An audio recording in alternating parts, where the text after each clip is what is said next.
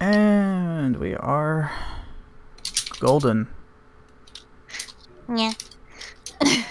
Let me just adjust some volume things here. Okay, we are back. There we go. Are we dead yet? Haha. Not yet. Not yet, you say. How about never and we call it a day? I don't need you guys dying on me now. I'm already dead. Oh. Shit. Reroll new character. Reroll new mustache. I conveniently already have it right here. Oh shit, dude. Wow. Is it what I think it is? Is it the The frog. Yes. The frog. You will be able to play that character soon enough, I'm sure. I'm gonna probably have one sometime, a one-off where you can do that, and I want to see this. 'Cause the first time you sent that to me, I was fucking dying.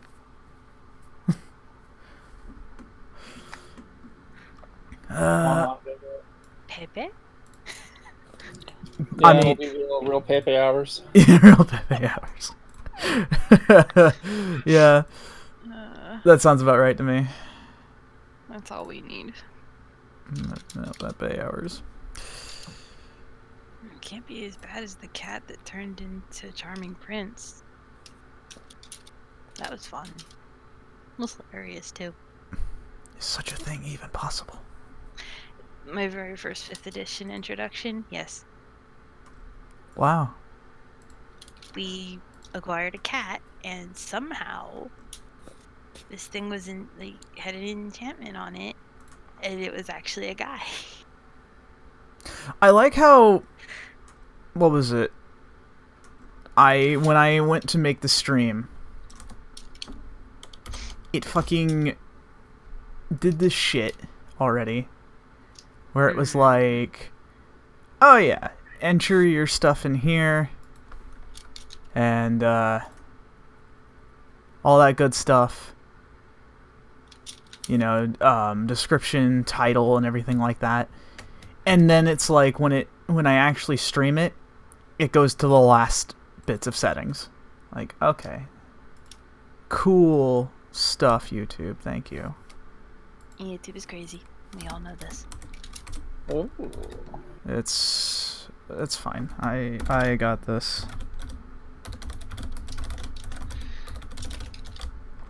I will fix this.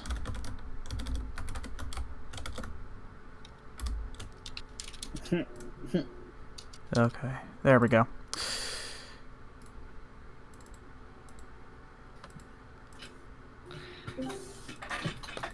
Okie dokie. Oh my god. You good there, bud? Yo, that PvP is so fucking intense. Was that like the new one, right? Mhm. Oh, I need to try it. Which one? The new one? The The Nadam? Nadam? not on. Yo, Thank that you. shit. Earlier.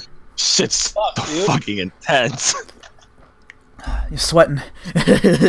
Yeah, you'll be sweating. Oh, we'll prepare to sweat some Lord. more because we're getting started. Make sure that you guys have all your stuff together. I know I keep saying it, but this is also for Ivan here, so make sure you got all your stuff.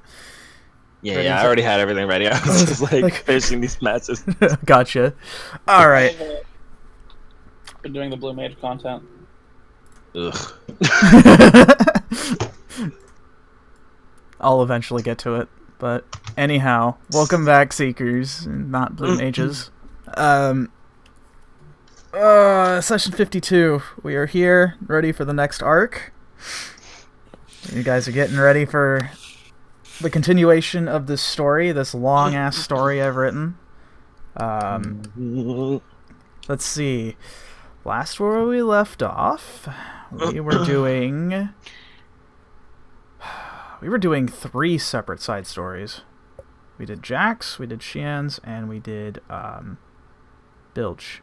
Well, a continuation of Bilge and Moore's. Bilge went and chased down a kid who apparently was stealing from the local church of Torm. which are allies of Bahamut. And he got Moors involved. Bahamut gave a sign, and that sign was some guy complaining about his spilt lasagna. And managed to track down via lasagna trail to find the kid. Fuck. Oh, yeah, that shit. Yep. Bilge managed to get him down. Turns out the kid was not doing it because he wanted to. It's because he was under duress and had to do it for a criminal of sorts. However, thanks to the planning and, of course, a surprise visit from Ven, they were able to corner the guy after the kid, Wesley, called him up. And turns out it was a drow, possibly a mobster of some sort in Dawn City. And you guys managed to beat the ever-loving fuck out of him, for lack of a better term. Was it Moors and Ven took Wesley back to the Temple of Torm in order for him to apologize for what he did, while Bilge stayed back and carved a probably very bootleg-looking bee on the guy's chest. Backwards. It was probably like backwards, because he's illiterate. But the point was still made. However, after a while, Bilge came back and he went to do his daily prayers in the Temple of Bahamut, in which he was visited by the stranger once again, in which he told him that he basically did a good job, and wondering what Bilge thinks about it. What does he want most in life and such, and what does he think good is? What is his definition of justice? And he left him with that, and of course a piece of divine essence, in which Bilge, that is in your possession now, so keep that in mind. And left it at that. And just like that, guy was gone, and Bilge was just left by himself in the temple. And we returned back to the group. In fact, actually, there was some other juicy stuff going on. The initiation for the new 3 Silverhand members. Minus 1 dead cat. Yep. I'm sorry. No, you're not. Yeah, I'm not. I'm not even mad. I'm not. No, I'm not even mad. I kind of expected that I died. I mean, Something... you went full. You went full fucking cat, dude. Like, you just knock shit over. I went full chaotic neutral on y'all. Basically. Like it should be. As it should be. So, luckily though, we did have Siege, Friction, and Hawk go ahead and get their orientation done by a veteran hunter named Gabriel, who is a technomancer that is guiding these 3 to basically better themselves and, of course, to do right. And the initiation was very simple. They had a lot to discuss, and then we moved the scene in a place somewhere in New York where one of the Hightower offices were held, in which the other 3, Lotus, Citadel, and Leech, followed Neuraxia to the main building, in which they were going to meet the president of the company, a woman named Jessica. I hope you do remember that name, and that you indeed have met this person before. Just I can't remember shit. This is why it's good to write things down. But anyways, and also the fact that I'm making a comprehensive document of all of the things in here, because I realize that this homebrew campaign is a lot of terminology and characters, and it's kind of hard to remember sometimes, so I got you guys covered. But we'll go into that some other time. But anyways, back to the story. Those 3 met with Jessica in order to discuss a sort of plan that Hightower has, in which they are interested in the artifacts, but not in the way most people would think. They don't want to seize them. They want the seekers to get it themselves. It's part of a plan. Jessica was meant to be very vague about the details, but said that she can have a partnership with the 3 where they are still under Albert, Jensen, and Reed, they're original employers, but are still working for Hightower so they don't get caught up by red tape and legal nonsense. In which they happily obliged, with a few strings attached. Lotus wanted to get revenge upon Friction, while Citadel wanted revenge upon Sarissa. And that he also wanted new teammates as well, too. In which Jessica said that would be no problem. After that was done, a new face entered in, which was the lead researcher, Marcus, who is part of the R&D team who's currently studying genetics at the moment for Hightower. In which he said that there was a lot to discuss between him and the three. Also, it was a bit apparent, but he and Noraxia do not get along at all. Also, Lotus is going to be stalking the ever-loving hell out of Hugo's cubicle, by the way. So, because he no longer has an office. He was demoted recently, as well. That was a bit of a detail that he mentioned, or she mentioned. I'm not sure if he would. I mean, I know he's probably planning something, but he's probably not expecting to have a stalker now. No, we'll see. He's very crafty. But with that, the scene faded to black, and that was the end of that chapter, and on to a new one. This is the start of Arc 6, or rather they should be called chapters because they're much smaller than arcs, but you know. Tomato, tomato. It's all good. So, the morning comes for all of you, as it is around 8 in the morning. All of you are going to your daily routines. Kind of have this nagging feeling that the artifact may show itself at any time. This is about a week after the previous event, so you guys had a little bit of time to sort of decompress and relax a little bit and be able to get your bearings together. It's been just sort of busy as the holidays are fast approaching. Many people have been talking about what they're going to do, seeing if they can try to change around schedules with other scouts and hunters and all sorts of things. So you guys are just sort of doing your own thing at this point in time. So it's 8 in the morning. Anything you guys want to do before the ball gets rolling? Yes, because I forgot last time. That fucking got me off guard. Okay, so Alexander, what is it that you would like to do? Tell the class what you forgot.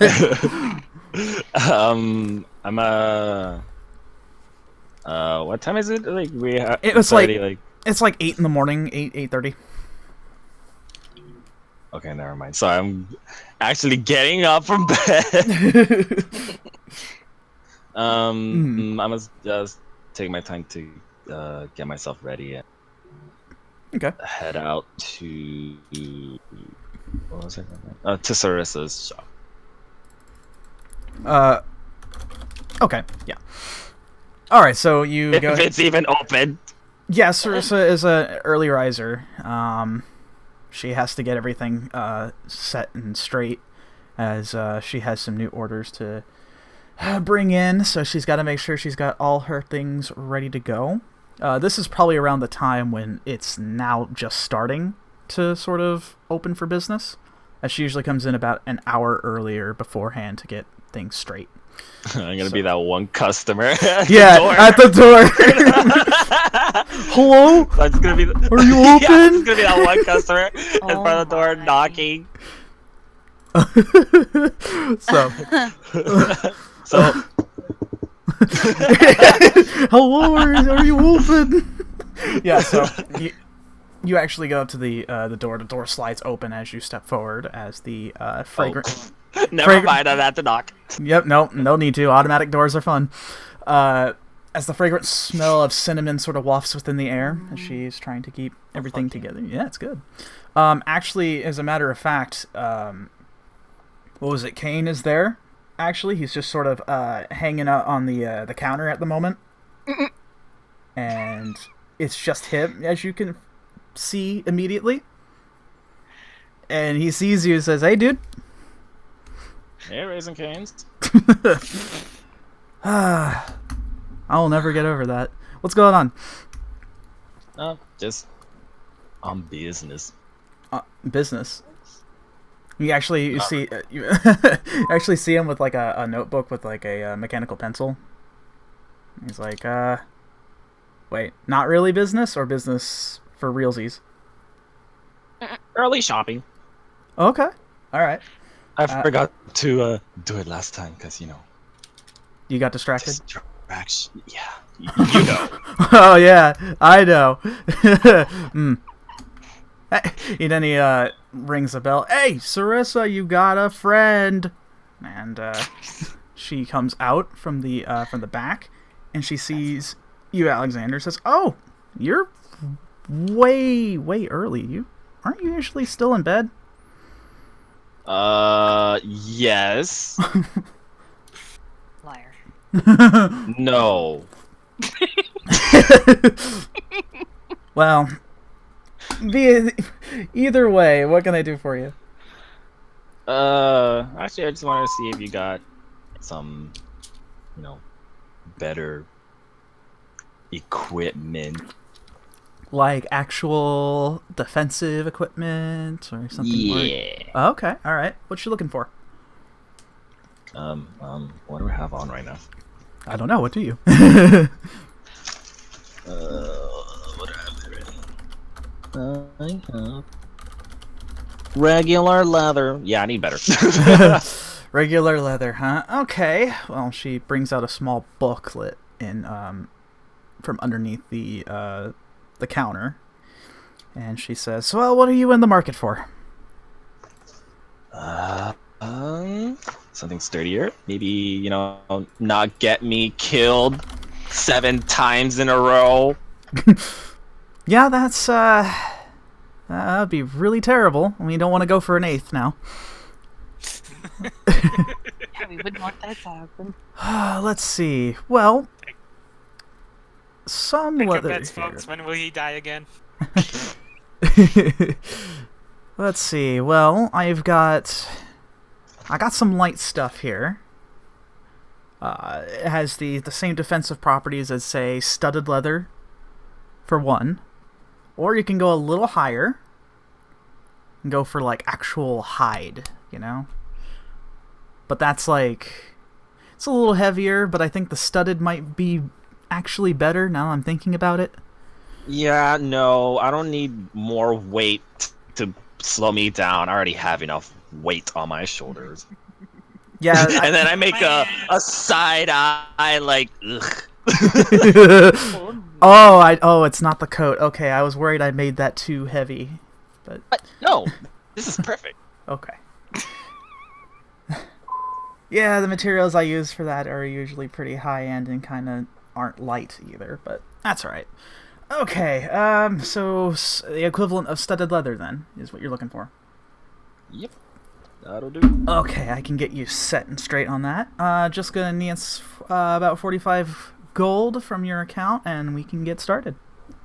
I, take out my card and just, flick it to the counter, like I would throw my cards. Yeah, I will say because it's similar enough, you're able to. And she kind of levitates it off the ground, catches it, and then goes ahead and heads into the back. So go ahead and deduct 45 gold from your account, and you now have a thing of studded leather as she brings out what looks like to be actual leather.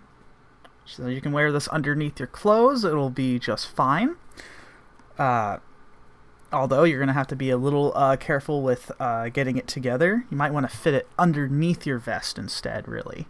So just put that on there. And you should be all good there.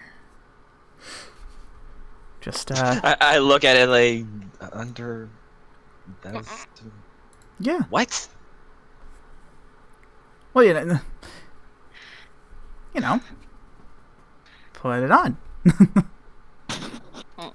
Okay, and I start taking on my shirt. Kane's like, whoa, hold on, buddy. There's dressing rooms in here. And I continue to take off my shit. He just face palms. Just okay. Why do I bother? And so as you do this, Strissa's just like, I'm gonna be in the back now. Of course. She goes ahead and do that, and you now have your studded leather on. So that is 12 plus your dexterity modifier. Yeah. All right, cool. You don't even have disadvantage with that as well too for stealth, so that's good. All right, so you now have that, and is there anything else that you would like to do with your preparation time before we get started? I'm gonna go get a haircut. Okay. Well, not really a haircut, more like a groom. Oh god, yeah, you can easily find that in Dawn City. There's a couple of places out there that will get you taken care of. No problem. Hey Kane, have you seen my idiot sister? He like kind of shakes his head. It's like, wait, what? You're? Oh no, I've only been up for a little bit. Oh, okay. Yeah. I Have don't you know. seen anyone else then? Not really. I went straight from the infirmary to here. So. Oh, that's right. How are you feeling? I'm good. I had a really strange dream though the other day. I can't tell if that was because of the drugs or not. Oh. Yeah, like, yeah, it was really weird. Like, found myself in a weird place. I talked to this weird guy. It was like the guy looked like he could be in like one of my fighting games or something. It was crazy.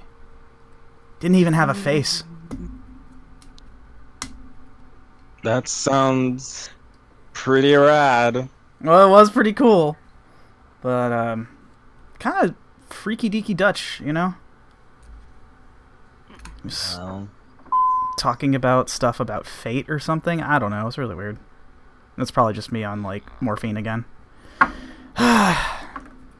Which, luckily, and a little bit unfortunately for me, I will not be needing that, as I think my ribs are all realigned and perfectly put back together. fantastic. I hope you're ready to break them again. Yep. The things I do for the world, right? Yeah, and I throw a card. He just like drops his like entire notebook and pen. He's like, I'm never gonna get used to that. Never. I'll get you back. Just you wait. I'll find one way. You can try. He kind of looks down at his book. He's like, okay, I am feeling better, but I really don't want to bend over to go get that. I'll pick it up for him. Okay, thanks. Here you go, Gramps. You actually, when you grab the notebook, you actually do happen to see an illustration that he was drawing out, just sort of doodling. And for a moment, you swear you just saw the observer on it, as it seems to be almost matching what Kane was just talking about. I didn't think you were quite the artist, Kane. I dabble. It's a little thing I do before, you know, going out on missions and whatnot. I just sort of do it just for fun. I see. Yeah. Who's this? Oh, that's this guy? Yeah, that's the guy I met in the weird dream.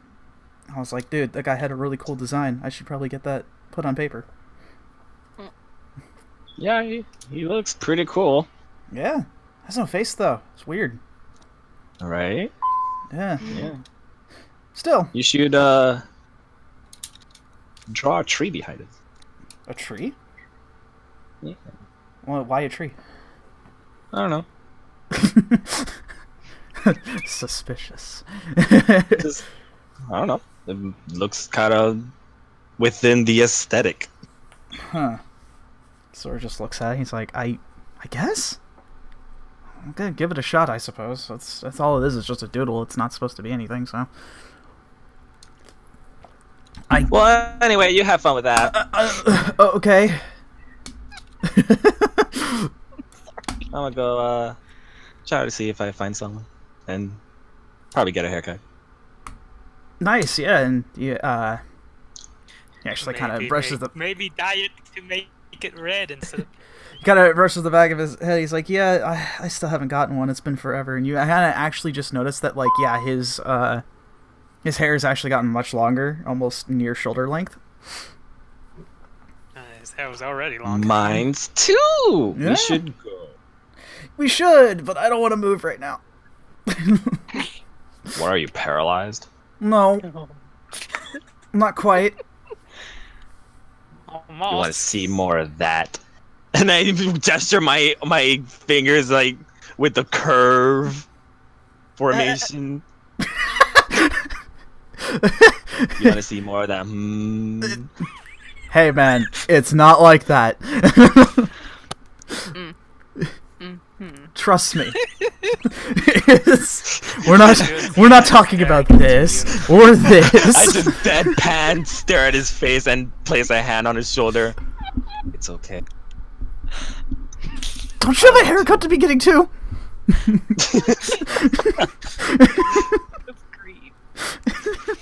Alright, I'll see you around then. Alright, see you later. Ow.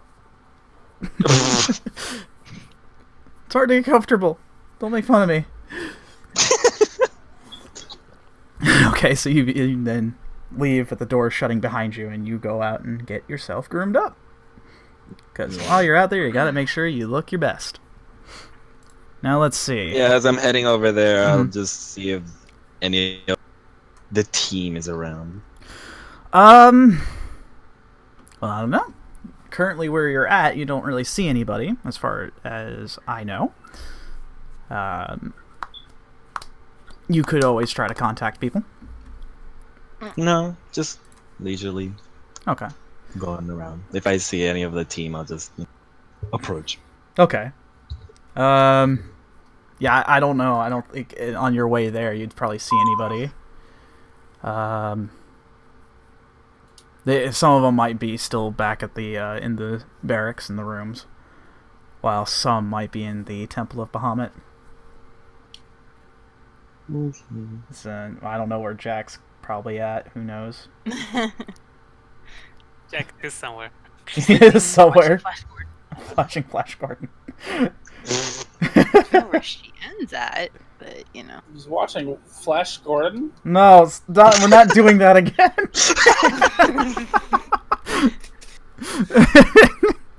Hey, Jen, want to see the original Star Wars? Oh my Han shoots god. first. We're on shoots first. I've heard this debate, but I don't know what that means. I'm not familiar with American pop culture. Now you learn some real history, Jen. Oh no. Right before Luke screwed everything up. Oh, I didn't realize that Jack was a Star Wars fanboy. You what? Why not? I'm not sure. Why the hell not, right? Okay. Wow. Alright, so what about the rest of y'all? Got any things you want to do? I'm at the temple Okay. doing shit. Well, what kind of shit? Doing the hard prey and hard prey. wanted to check on my weapon. Okay. So for the morning, as your usual routine is, you go to the temple, begin the bliss, as you begin to pray to Bahamut for whatever it is that Moors wants to pray for. And after a little while, you head out and head over to the forge where Bilge usually is. Interestingly enough, he's not actually there. However, the Warforged woman who keeps the forge, Kira, it certainly is. And she sees you kind of approaching as the bunch of the other forge clerics are hard at work. And she sort of waves you down, and she says, good to see you again, Moors. How can I help you? Oh, I'm here to check on the weapon. Oh, yes, the sword spear. And she goes to the back room as she opens up this case in which you see this sort of magical glow and lines and such through this case, as it's a big rectangular case holding the spear. And you see in the middle this sort of crystal orb that seems to be glowing this very bright neon blue. She places a hand upon it and she says, "This here has been helping restore the magic properties of the sword spear. Your, I suppose I could call it a companion, has been very good about it." Good. Yeah.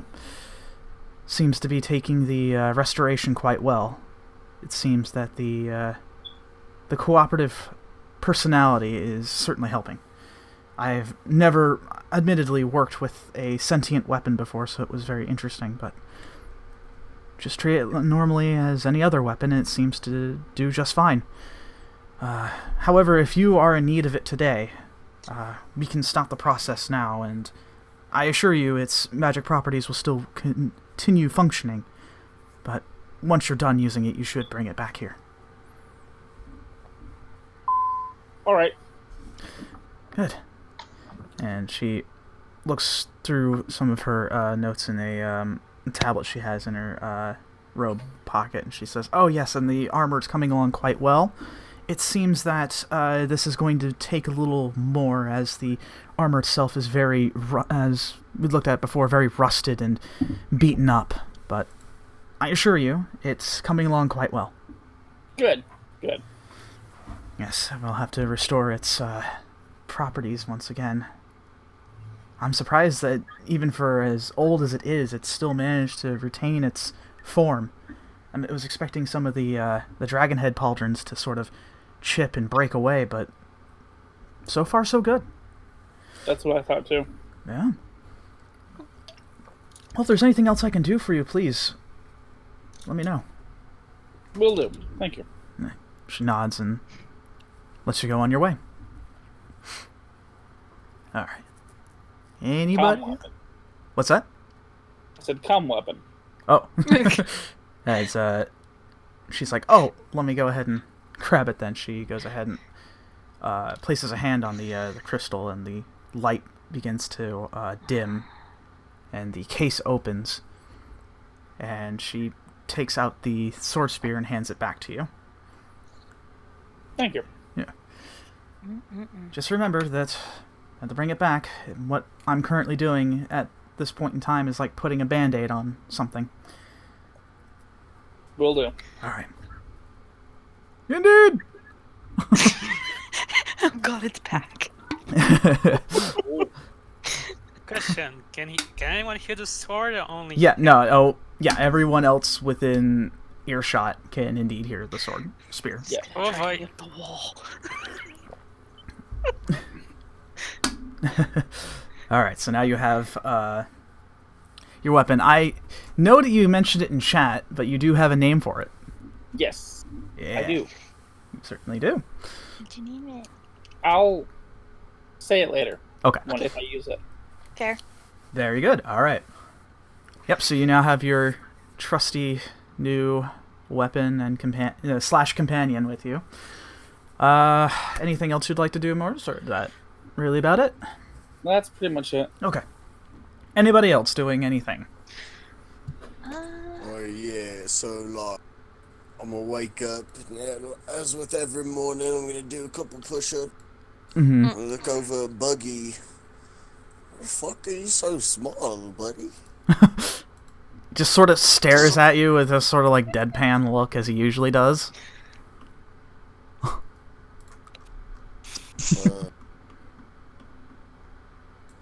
Someone do something to him, or like flip him around. You do so kind of easily, as he's not putting up a bunch of resistance. He's just sort of there. He just sort of flops. Tongue out, just sort of panting. With him like tucked under my arm, turn around and go to the door. Oh, what the fuck? Didn't you get small too? Yes, the door itself does seem to be strangely smaller. You're not sure if it's because you're half awake or if it's something else. What'd you like to do? I'm pretty sure that, like, if it's a regular doorway, I'm too big for it.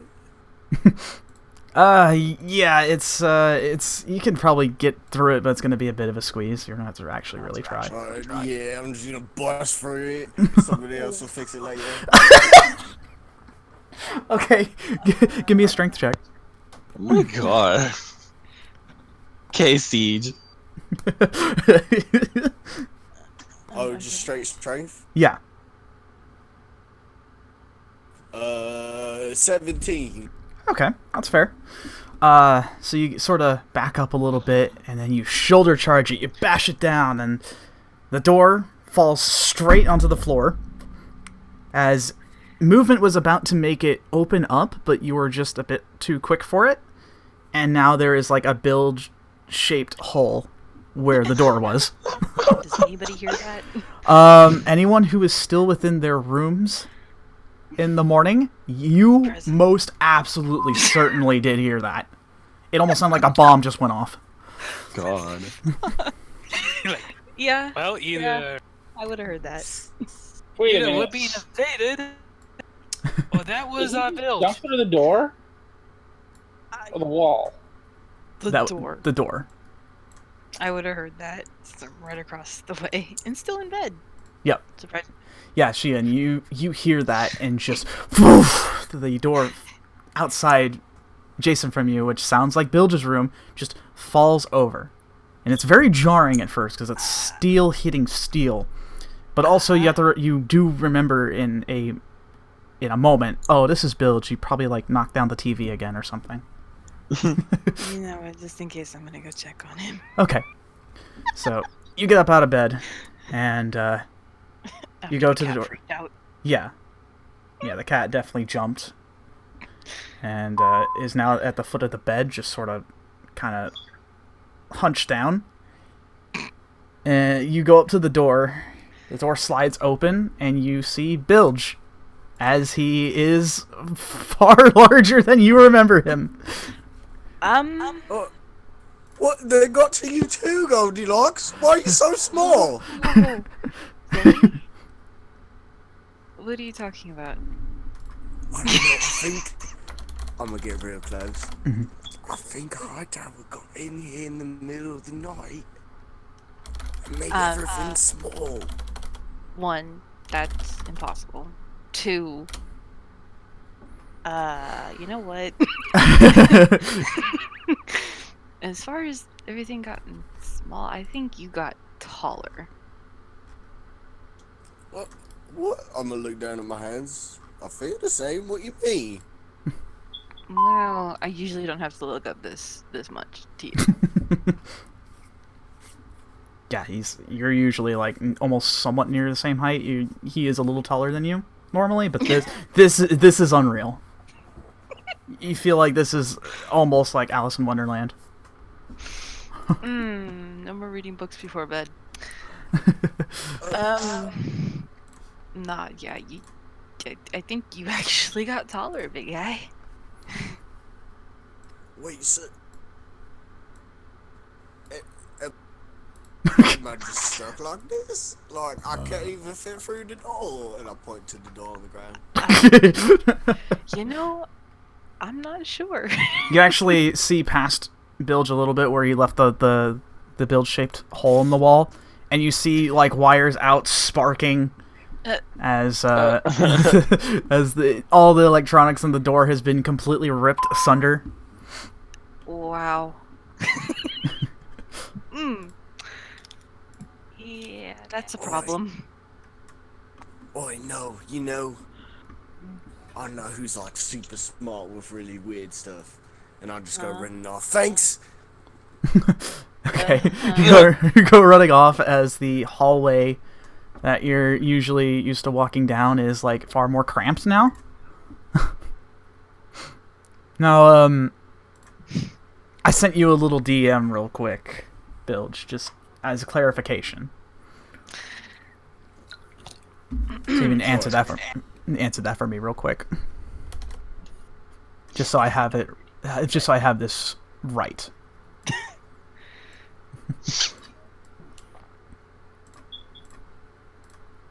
Okay. We'll count it as a yes. And as well as I'm running off, I'm going straight towards Commander Evans' office. Okay. Let me just Can I follow? You absolutely can. Okay. Just to make sure he doesn't hurt himself. I don't know. Okay. Yeah, so you see as he goes down the stairwell, as he pushes through the doors, somewhat bending them a little bit as well, too.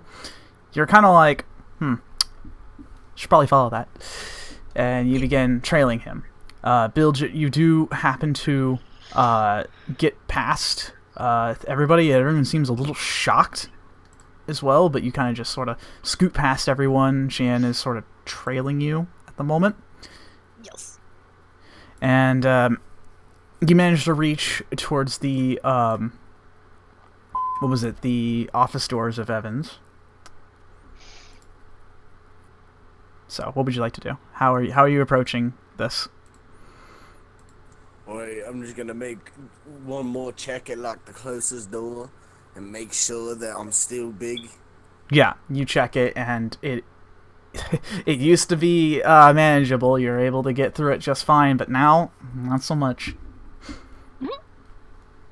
The double doors to Evan's office, however, are a little taller, so you're able to sort of, if you just crouch a little bit, you can get in there.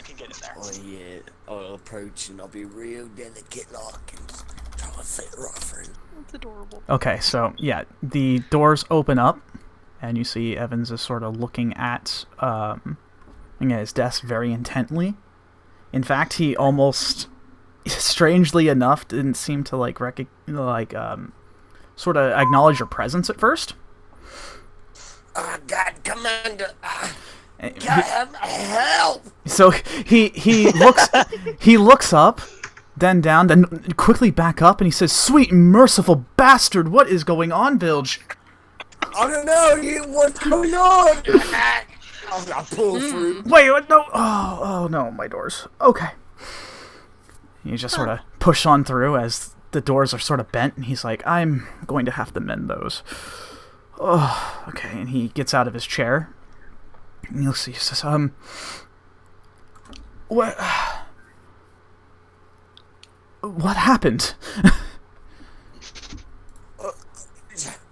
Shrug. The big... And everything's like pint-sized. Like I've heard of growth spores or whatever, but... He says, this is absolutely bizarre. You just woke up like this. Yeah, no, and Buggy was like, you can fit in one hand, and Goldilocks was like, right up to my titty. That's good to know. Yeah, you actually say that as he is, as Xian is behind you, Bilge. Oh, perfect. I turn around and I like put my hand over his head, lining up with my nipple. See, not usually. It's usually like up here at my forehead. I'm utterly shocked right now. This is... I don't know if I've encountered something like this before. And he goes ahead and he actually conjures a book out of thin air for a minute, and he goes through it. This couldn't be a half-orc thing, could it? Well, it's kind of weird. Do you have little wrinkles, Commander? I'm sorry? Yeah, I swear I didn't notice them before, but you've got little wrinkles on your eyes. It's so cute. It's probably due to the fact that I don't sleep often. Anyways, and he goes through his book. He says, Bilge, do you happen to have any idea of what your lineage is like?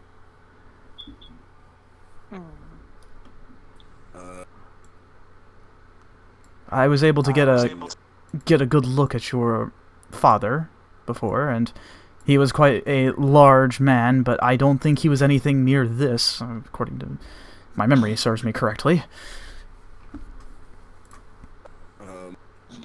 No, I don't really like spinach. I just kind of give him a confused look. Spinach. Spinach. Xian, you know what I'm talking about, right? His bloodline, his family. I do. Okay.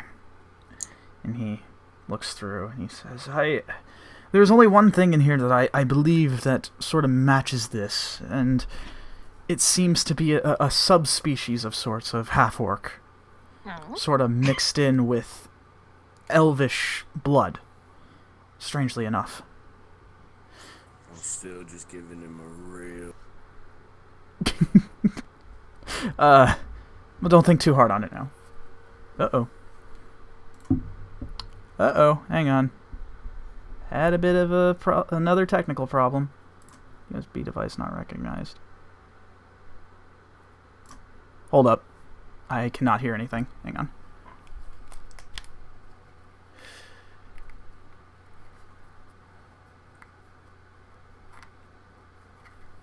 Ah, this always does this.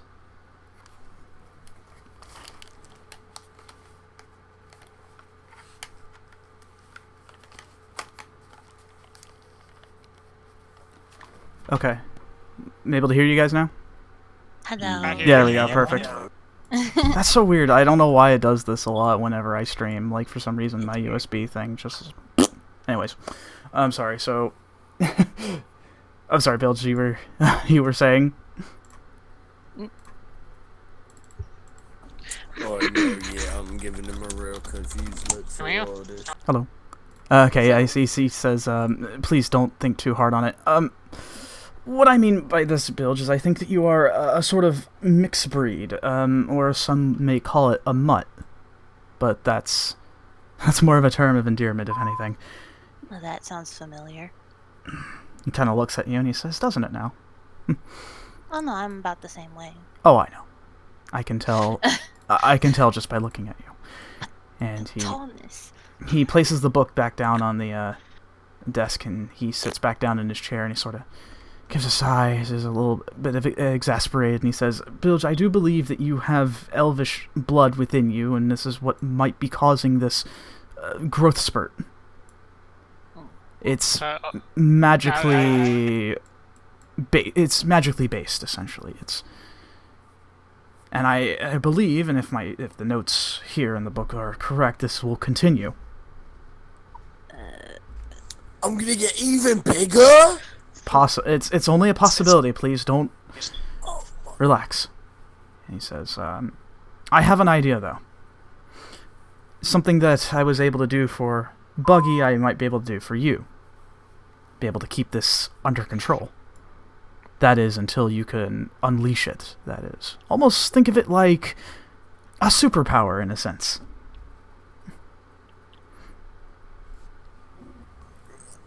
Go on. He says, what I can do is I can suppress the magic flow within your body, allowing you to go back to your normal size before all this happened. However, on the flip side of that, we can make it work where the flow will regulate itself and you'll be tall once again. It's almost like a switch.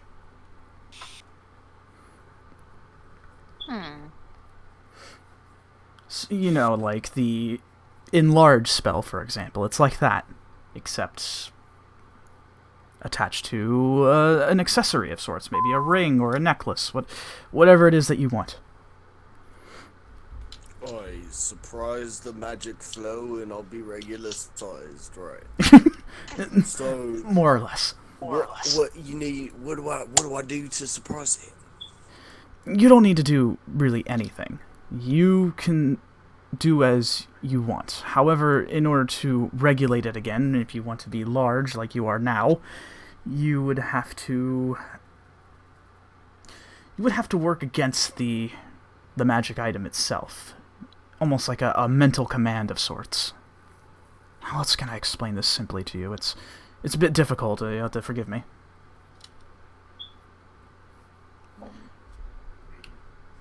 You understand, yes? You could, like a superpower, you can just switch it on and off. Oh no, yeah. How do I do that though? Do I just like clench my butt and squeeze real tight and it go down? Less physical and a little more verbal. We can use a verbal command of sorts to make it work. And he opens up a drawer of like a couple of accessories that seem pretty mundane at first. And he says, "What are you looking to get? Perhaps maybe I can help you with this." Yeah. What kind of accessory are you looking for?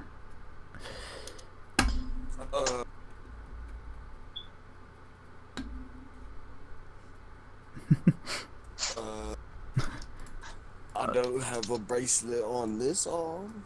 Okay, we can do that. And he shifts through the pile.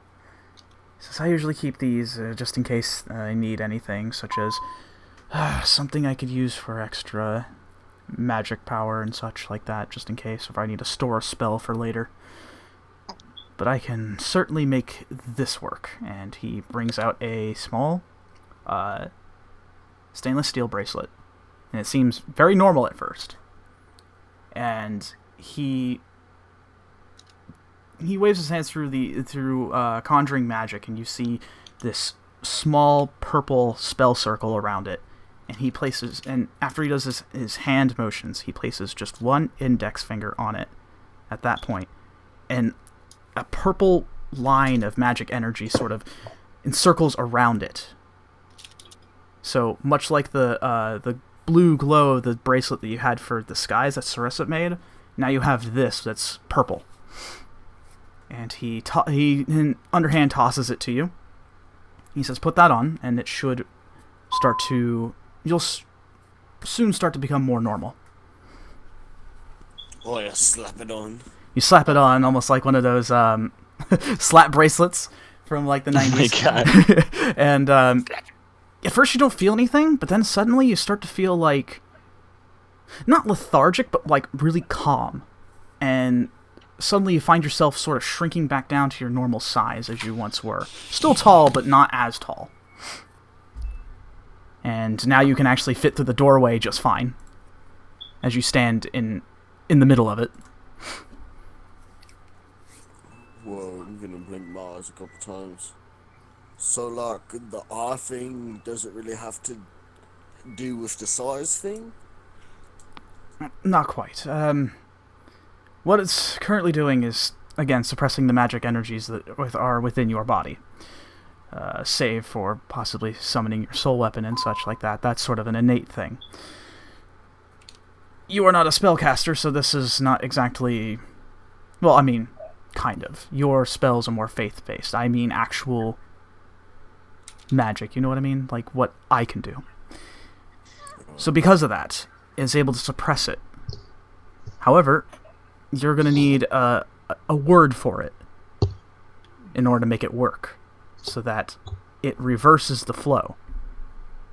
And then you get larger again, much like the enlarge spell. So the only thing now left to do is come up with a word. What's your magic word to use this ability, Bilge?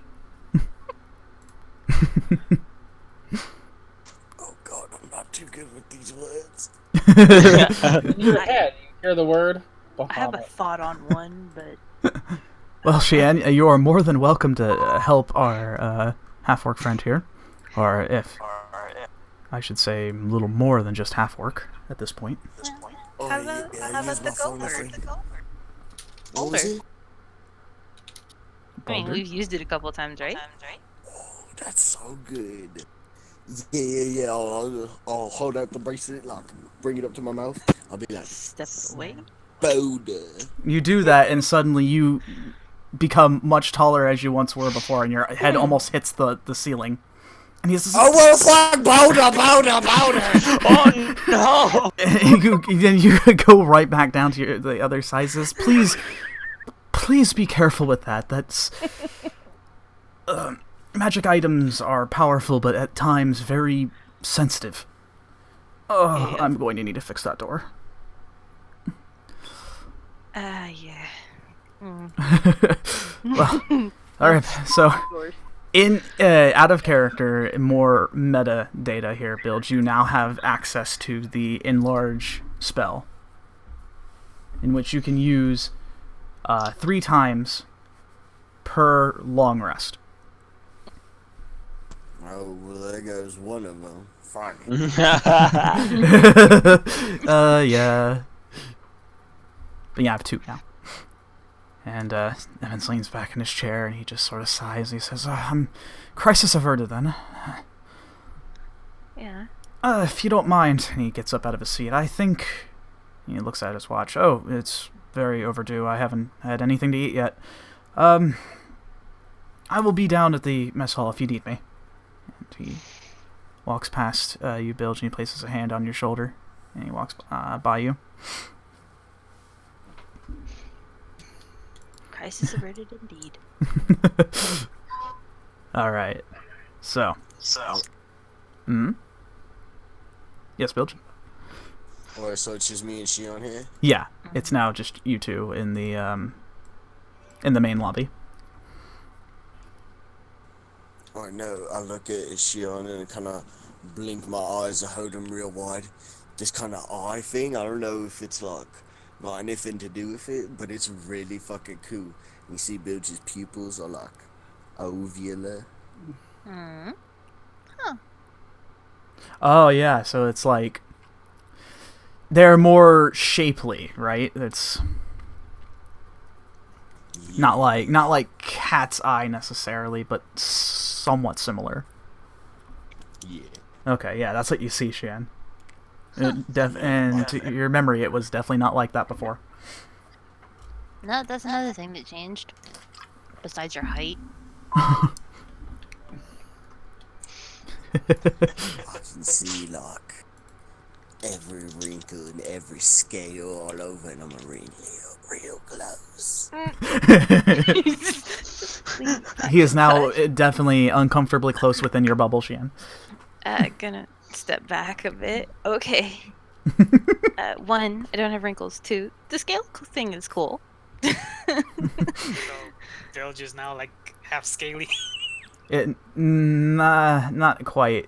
Bilge just literally went from like 420p to like 1080 with his eyesight. Everything. Oh my god. Oh.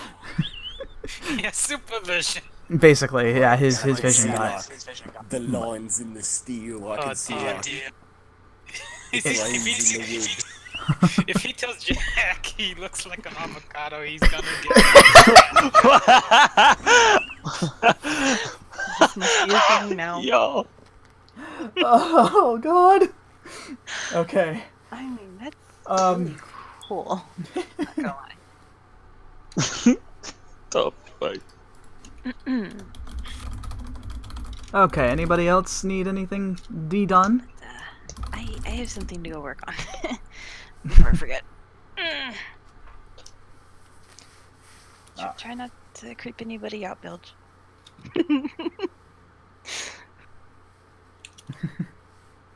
Just kind of like staring off at the walls and stuff. I'll wander off. Oh my god. I worry about him sometimes. Anyway, I've My got a project to finish. special eyes. Okay. So Xian, you go back to go finish up your project. Tell me, you are definitely working on Discord currently, right? On Discord, yes. Okay. What's your percentage? 74. 74. Fantastic. All right. I'll tell you what. Roll me 2 Tinker's checks. That's See. D20 plus proficiency, yes. Dexterity plus proficiency, yes. Dexterity plus proficiency, yes. My dexterity Yep. up is now a 7. Notes. 1 moment. Sure. Oh gosh. Okay. I had to stand up for a little bit.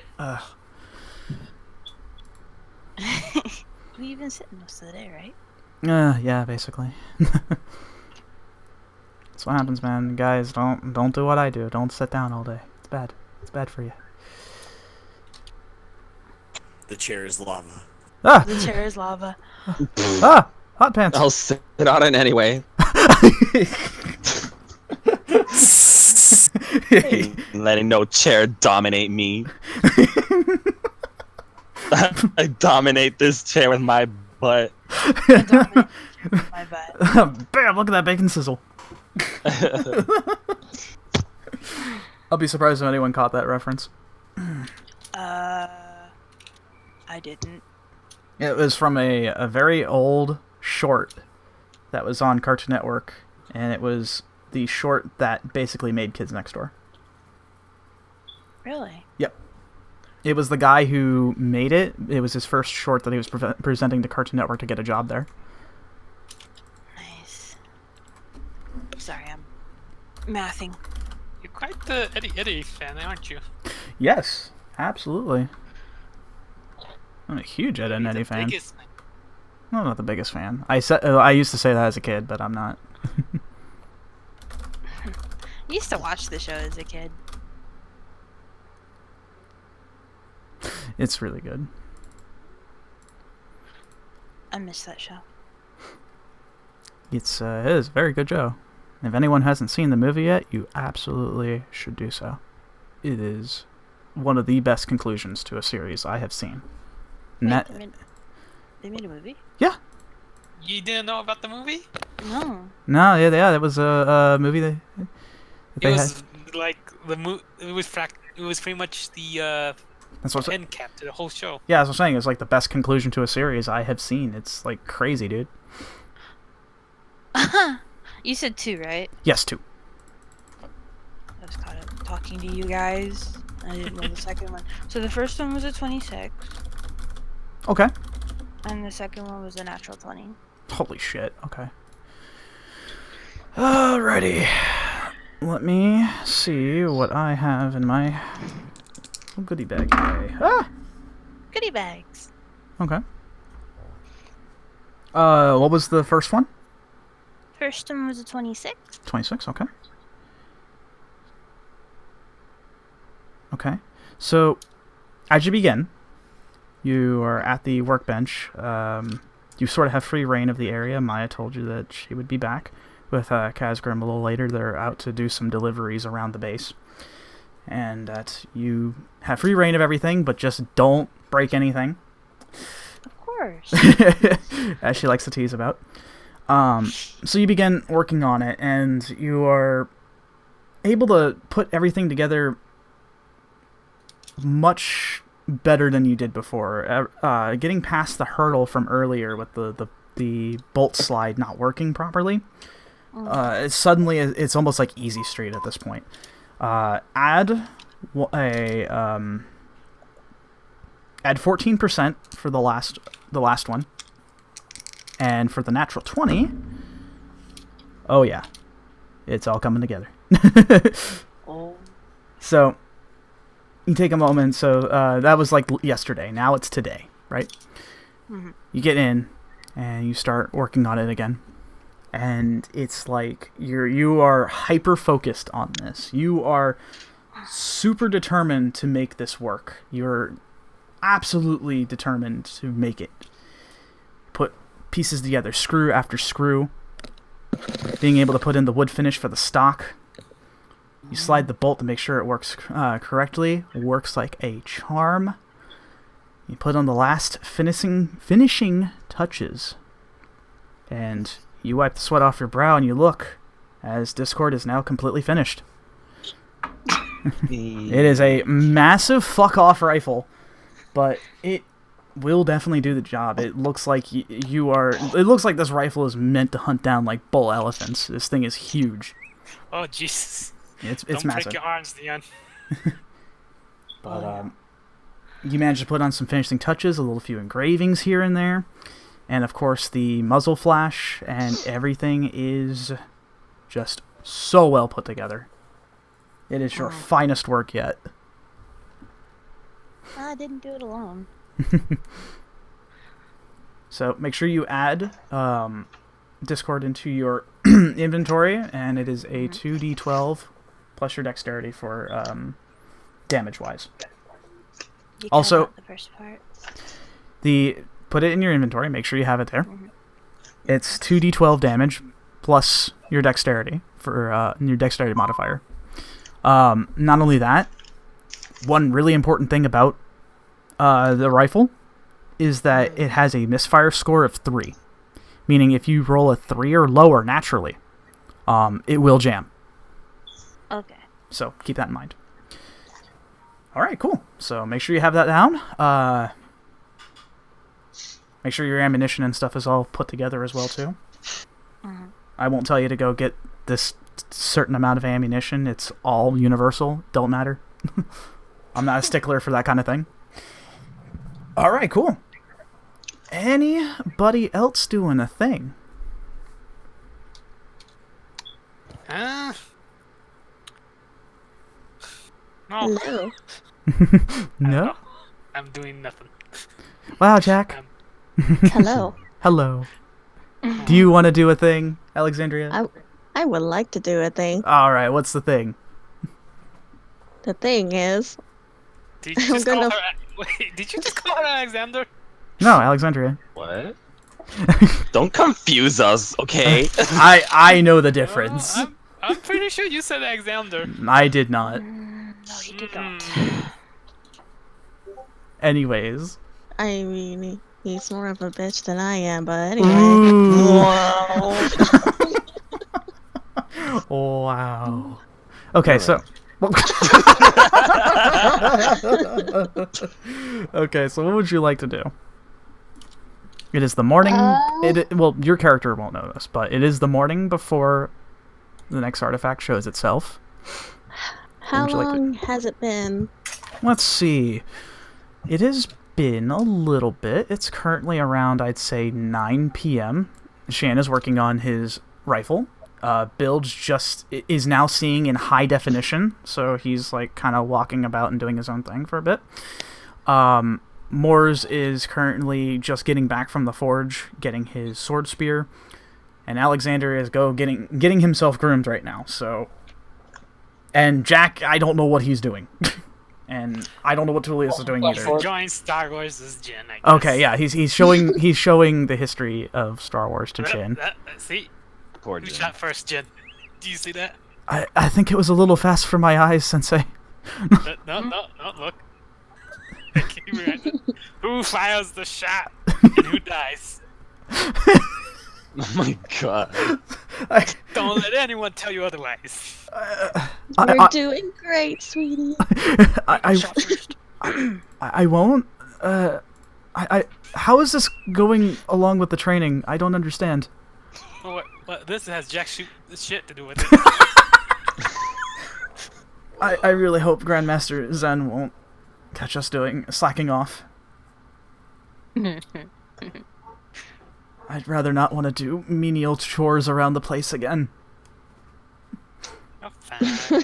Just tell them that you're learning combat training from video. Wow. I mean, you never know when you need to fight some guys with lasers. Well, with everything Hightower's been throwing at you guys lately, I'm starting to wonder if that's even going to be a reality. I mean, he's not wrong. So anyways, Alexandria, what are you doing? Let's see. First, I would like to find a freaking thing to hold my new cool sword. Oh, you're looking for like a scabbard? Yes. Alright, yeah, you can easily get that taken care of. So, you have a couple of options. You could, well, actually, more than likely, you're going to need to get this thing sort of made for it, which shouldn't be too bad. You can head over to the research lab, as it usually takes care of anything to do with weapons, maybe even something as simple as a scabbard. You head in there and you see Xian working on his rifle, is currently chronologically speaking. Hi, Xian. Just gonna wave to her. Just waving. Sorry. And you see at this point, Xian, Kazgrim did come back. Maya's still out and about, but he's currently over at the desk that Thomas used to occupy.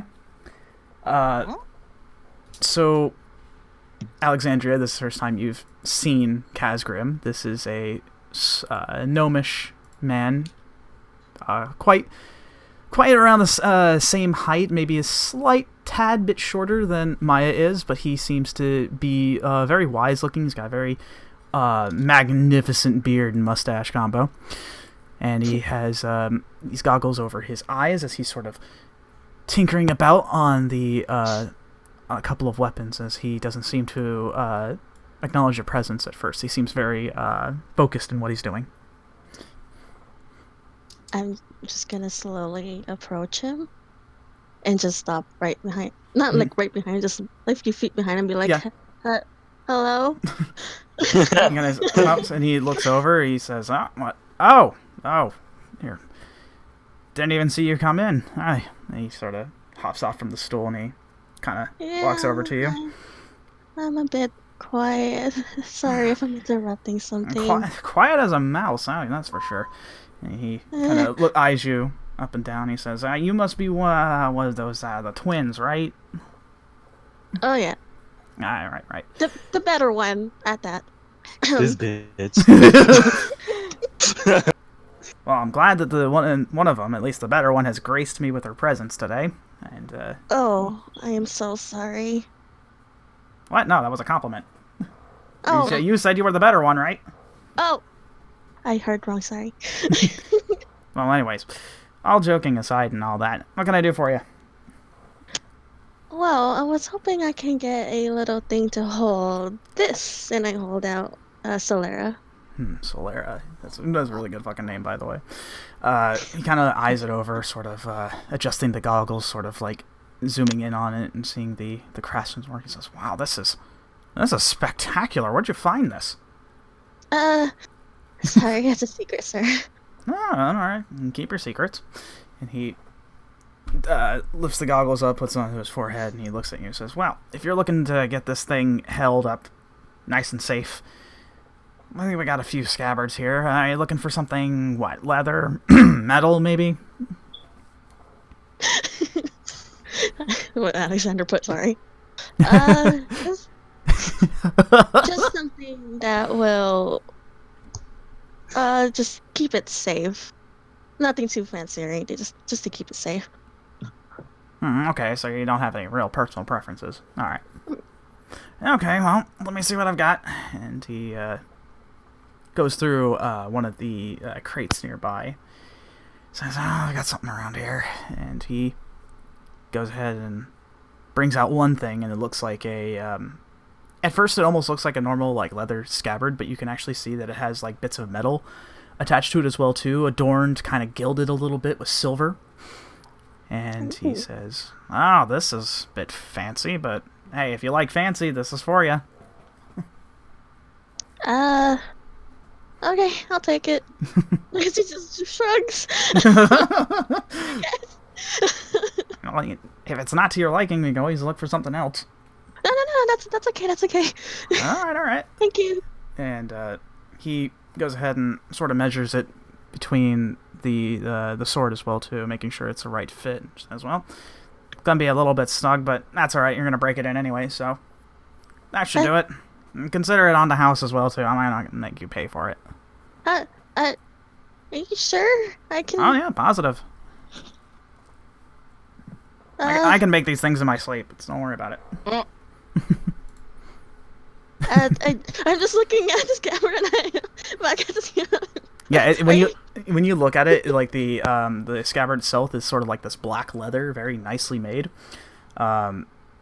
with tips of silver adorned with it, kind of gilded at the bottom part, and of course near the base as well too, where you stick the blade in, and it's very nicely made, and now. It has sort of straps as well too, so you can sort of fit it around your legs, sort of like one of the pouches. except it'll be your sword. I'm just gonna like put it on and see how comfortable I am, and just this is amazing. Okay, thank you. You are absolutely welcome. Just if it starts to give any problems, though, bring it on back here and I'll take care of it. I will. I actually forgot to introduce myself. My name is Alexandria. He holds his hand out. Kazgrim. Definitely the better twin. Definitely a better twin. I just shake his hand. Yeah. He's like shorter, right? Yeah, he's a gnome, so he is definitely much shorter. I just like bend down a little and shake his hand.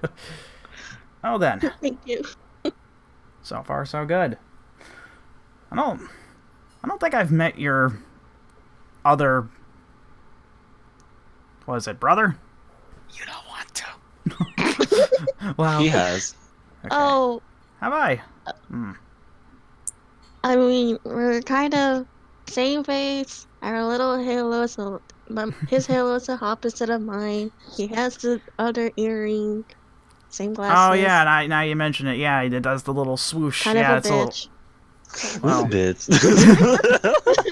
I'll have to keep that last part in mind next time I see him. He can be a little bit insensitive and a jerk. Oh wait, no, I remember. No, he was just super excited to have a thing that worked randomly. It's the strangest thing.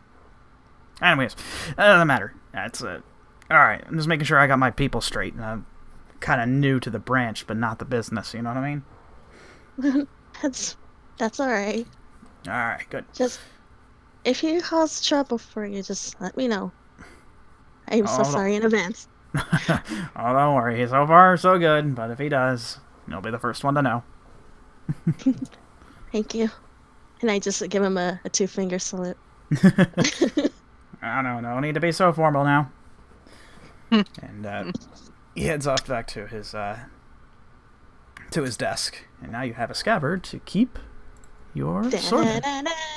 Exactly. All right, fantastic. All right. And just gonna make my way to the training grounds and just practice. All right, yeah. Yeah, you begin practicing with the sword. It's a little awkward at first because you're so used to using a bow. In fact, what's very interesting is that using euphorics is almost like second nature, even though I'm not even sure, even as a child, you used a bow before. Shrugs. So, strangely enough, it's like second nature. You kind of think about it as you hold the sword in your hand as it seems a bit weighted. And at first, it's a bit rough trying to understand how it works.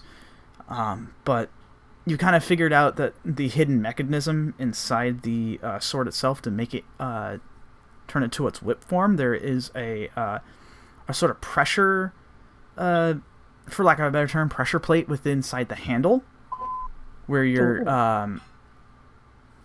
4 fingers sort of wrap around. You can kind of squeeze it down and it'll open up, and then the blades will sort of open and become serrated, which becomes the whip. So you've got that figured out. However, it's still going to be a little while, and you may need a little bit more help and guidance to become proficient with it, but you're starting to understand your weapon now, which is good. Hey. It's very good. At one point, I'm just texting Alexander, "How do you wield a friggin' blade?" I already hurt myself. What? I just imagine this doing a whip form and then just bounces back to her. Oh, no! Yeah, like kind of you whip it out and it's like, oh, this is so cool, and you like accidentally cut yourself on your leg. This is fine. This is fine. No, it's not. I can't hear myself. Oh, you sweet child. Sweet child of mine. Getting the text, I'm just gonna call. I don't answer because it's too busy trying.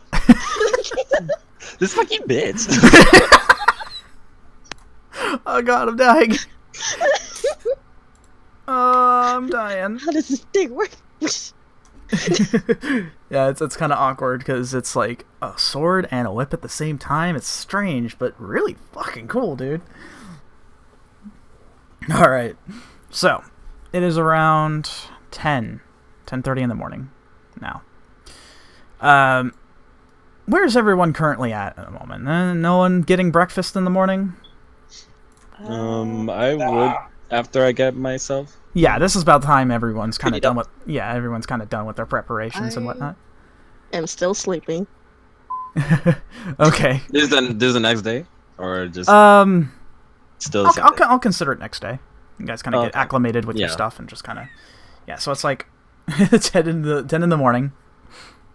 Yeah, I would head off to get some grub. Okay, cool. Oh no, I'm in the temple Bahamut forging away. Okay. Yeah, you are at the forge and kind of doing your own thing with that. There's been a couple of orders that need to be filled out, Bilge. You're doing pretty well with that. Let's see, who else is doing what? I'd probably be visiting Sarissa since I didn't get a chance to last time. Okay. Cool. All right. That was busy. Yeah, that's understandable. Oh, hang on. Merkel? Sorry, I had a friend on chat right now who's Hello. yeah, it's from friend Lucas. He is currently watching. Hello, Lucas. Thanks for joining, dude. Hi, Lucas. So, okay. What about everybody else? Jack and Xian. Oh, Xian, you're in Sarissa's place right now. Yes. Alexandria's asleep. Alexandria's getting some food. Jack, what are you doing? And Moors, what are you guys doing? I'm in my room. Okay. Just doing Moors things. Yeah. All right, Jack. You know, I'm gonna write to the snake. Oh, you're gonna send a text off to Arya. Yeah, I'll try to. Let's see, just most. Hey, gee, how do I wear this? Everything is okay. Been a long time since we seen each other. Tower still up to over here. Hugo, bitch. Let's see where. No, wait. No, that's totally irrelevant. Hey. Autocorrect. You know what, I'm going to put it anyway. Hope all is well. Maybe one day I will come back. Sushi to get. Wait, what's that? Sushi to get? No. Oh my god. Okay. Yeah, you send off that text and she Send. you send the text off, not kind of sure that this newfangled technology, it's a bit strange. But you just about get a response back immediately, and she says, I swear I was almost reading this like as if it was a letter. As if what? Like a letter. Oh my lord. And he says, anyways, everything's fine here. The group here has been still staying inside the hidden base. Everything's been very quiet so far. Can't tell if that's good or bad, but we'll take it. Everything's going just fine here. Hope to see you again soon, too. Aw. Should I? Okay. I like to think that he's on his bed right now, texting away and like saying this out loud too.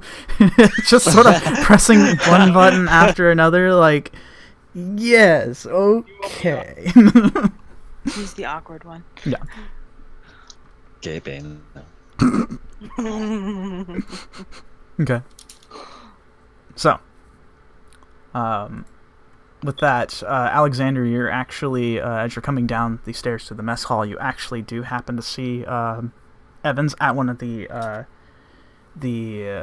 tables, just sort of kind of having some steak and eggs at the moment, just kind of watching out.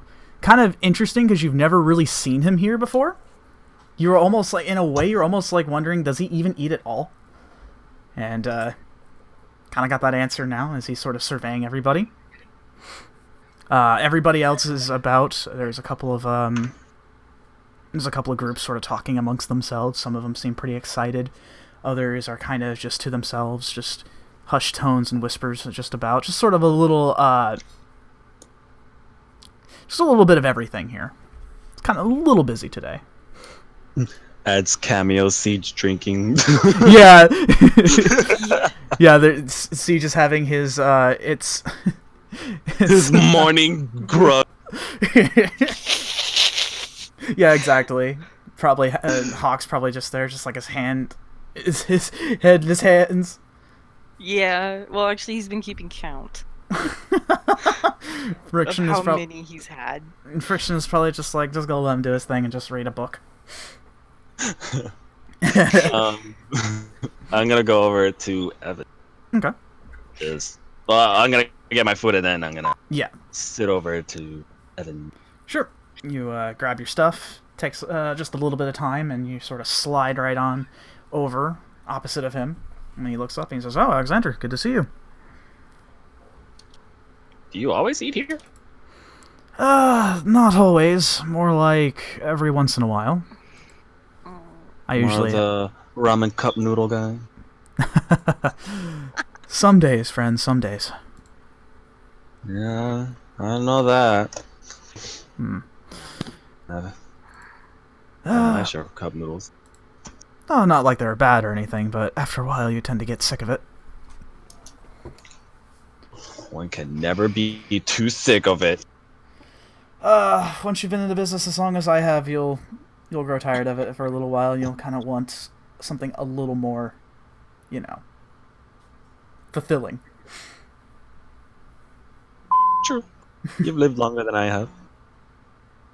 Possibly. I mean, I'm only, kind of stops and ponders for a second, so I was like 29? What?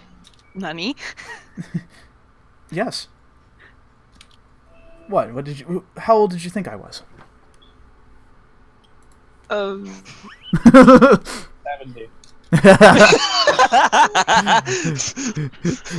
Usually in his 60s.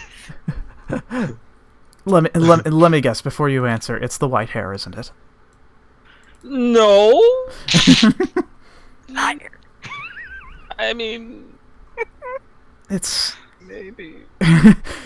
It's usually a bit unheard of, but some people, much like myself, natural hair color is indeed white. Well, I shouldn't be one to talk. Yours isn't dyed? I'm sorry, what? The pink. That's natural. Yes. Fascinating. What?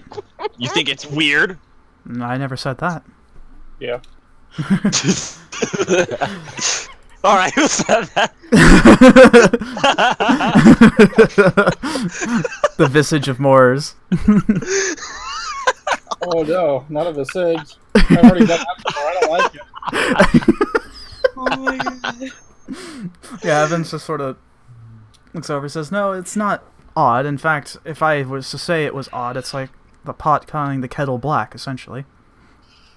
I just find it fascinating. I don't usually see that from any others." Okay. Cool. I've endured a lot of bullying because of my hair, so... Really? Aww. No. Bless you. Some people can be very cruel about outward appearances. It's usually evidence of a weak mind, essentially. Exactly, whatever that means. Wow. No. I believe in other ways, it's... Simply put, it's dumb to remark on one's outer looks based on that alone. Yeah. Anyways. And he sort of looks about and he says, it's just you here, you know? Usually everyone else is around getting food and such. Yeah, I usually always hearing about Bilge's famous appetite, as many other people just sort of stare and watch in amazement as he shovels down everything. Yeah, I haven't seen anyone since yesterday, actually. Huh. How strange. Oh, I suppose everyone's just got their own thing going on. And, with that, you actually do happen to notice that there's something sort of flying overhead. And it looks like a small mechanical drone. And sort of like hovers downward right on the table. And you look over to the your right-hand side, because it's on your left-hand side. You look over to the right, and you see a guy that you haven't seen before. Is a sort of tan-skinned human with a large coat, sort of high collar. Has his hands in his pockets. He's looking over at a shirt that sort of covers up his face, up towards the nose area. With sort of wild hair that kind of goes about in all sorts of places, with blue highlights. And Evans looks over and says, "Oh, Gabriel, it's good to see you again." He says, "Likewise." He says, two things. One, the new recruits have been acclimating quite well. And he looks over towards the table. However, I do believe that old habits will indeed die hard, and I am not willing to get in front of a Goliath and his alcohol. That's paramount to suicide. And give me another. You've already had enough. Stop. More. And I wonder when the he sort of shakes his head and he says, "It's only what 10:30 in the morning." Anyways, they're doing fine regardless. And Evans nods and he says, "Well, I too wouldn't get in front of a Goliath and his alcohol. That's dangerous business." And Gabriel shakes his head for a second. So yes, and the second thing, and he actually snaps his fingers, and the drone sort of lifts up a little bit, and a small arm extends out from the base, holding a small pamphlet. And he says, "I found this sort of lying about. Apparently, it's been getting the attention of some people. You might want to take a look at it." He was got Evan times. And Evans takes the pamphlet, and I'm sorry. He says, "Thank you, Gabriel. I appreciate it." He nods, and then he walks over towards the table where the jubilation is happening. Gregson, I need... What are you gonna do next? Drink a dwarf under the table? Dear God. Hand me one now. What? No. Jim, you want some breakfast and hopefully not bump into some weird...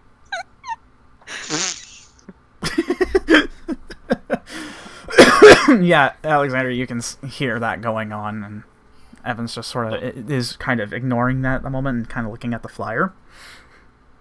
And for a moment, you see his expression change from stern to almost shocked, which is very unlike him. You okay there? And he sets down the pamphlet face down, his hand on top of it, and he says, "We may need to gather everyone. We need to discuss this where most people are not listening. I don't want to cause a commotion." Artifact is... More than likely. He gets up out of his... Good, I was starting to get bored. He gets up out of his seat and grabs his tray and he says, "Good, then entertainment is abound. I shall meet you at my office post-haste. Make sure that you contact everyone as well." Okay. Okay. So, Alexander, you have been tasked with messaging everybody. How do you do it? Yay. I continue eating. Wow. Some messenger. Just slowly text everyone. Kind of like In fact, I'll do a group message because I'm lazy. Yeah, that's fine. Send a group message off. Hey, everyone gather up. I text no. Text no. Wow. The audacity. That's too fucking bad. The angry emoji. What stupid thing are we doing now? Jack texts back, why? The artifact kind of stupid. Huh. I type the number you're trying to call does not exist. I was waiting for that. Steven shouldn't ask Alexander to text. I was waiting for that. Literally anyone else would have been fine. Even Mars. But no, he had to pick the pink bitch.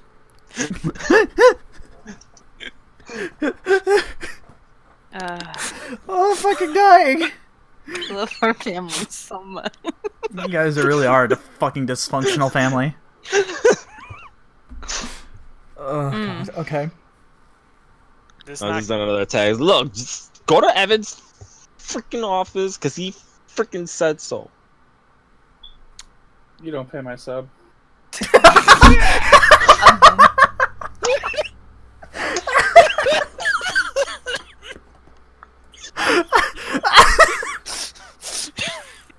Sweet Jesus.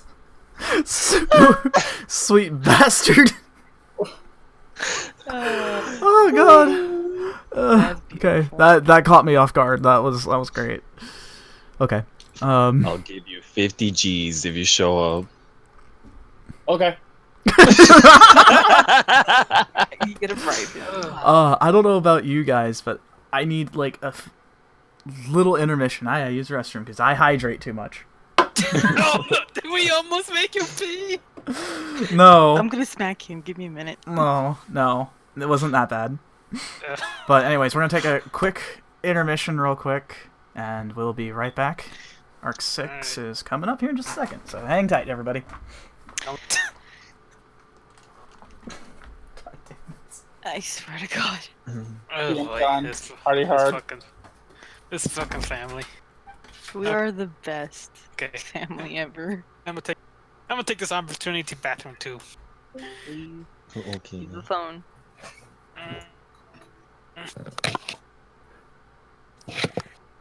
Hello. Hello.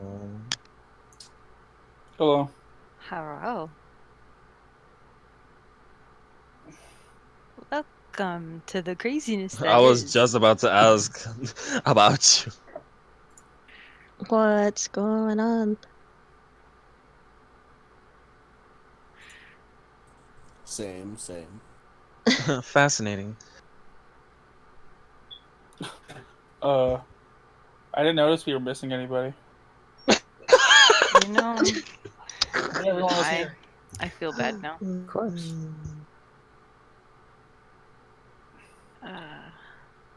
How's the computer coming along? The hardware, in theory, is done. Oh. In theory. Goes to start it up and the whole thing falls apart. Oh I hope- no! I would be Please so don't sad. do. Were you watching guides or something? We used a guide probably for a It very was- tiny bit, but then the It rest was of it like- was Joanne and our good friend Siggy. Okay, I'm here. Oh, come back. Hi. Thank you. Okay, good, you had some help. Ah, yeah. Okay. We returned. I brought him back. Good stuff. Good stuff. All right. Yep. So Tulius, head up on roll 20 here real quick, and we will start. I Beginning. am inbound. Good stuff. Sorry All again that we took so long. That's fine, dude. We're able to get some exposition going on. We got some good shit rolling here. So don't worry about it. It's all good. All right. Okay. So we'll go ahead and get the ball rolling. So intermission's over. So everyone's here, right? Yes. Yeah. Okay, cool. Perfect. Okay, so we're now back, and Alexander just sent out a group text message to everybody to come over to Evan's office, as he's just been tasked with doing so. Met with a little bit of resistance from Moores, as he said, and I quote, "You don't pay my sub." However, he just bribed him with 50 gold, and he's now on his way. What about the rest of you? Boy, I don't reply because I still can't read. Not even with your HD eyes? HD eyes, but still can't read. No, I mean, you can see the word in the most clearest of depth. But just can't I know he can't. No, he can't read, but now he clearly can't read. Boys. Wow. I'm gonna go knock on his missing door. Okay. Yeah, it's even after a day, it is not repaired. Oh my god. Because no one bothered to tell anybody about it. Let's let him find out. Bill. Shrek. Are you there?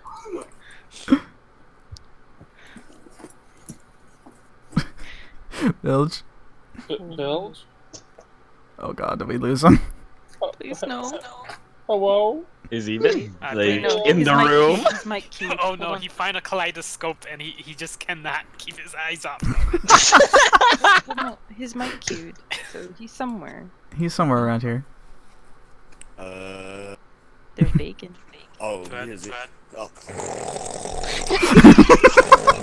My God. Oh shit. Bilge.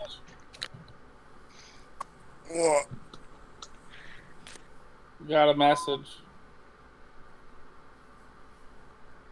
A artifact message. Oh, holy shit, I jumped out of bed. Oh my God. Like, half open eyes.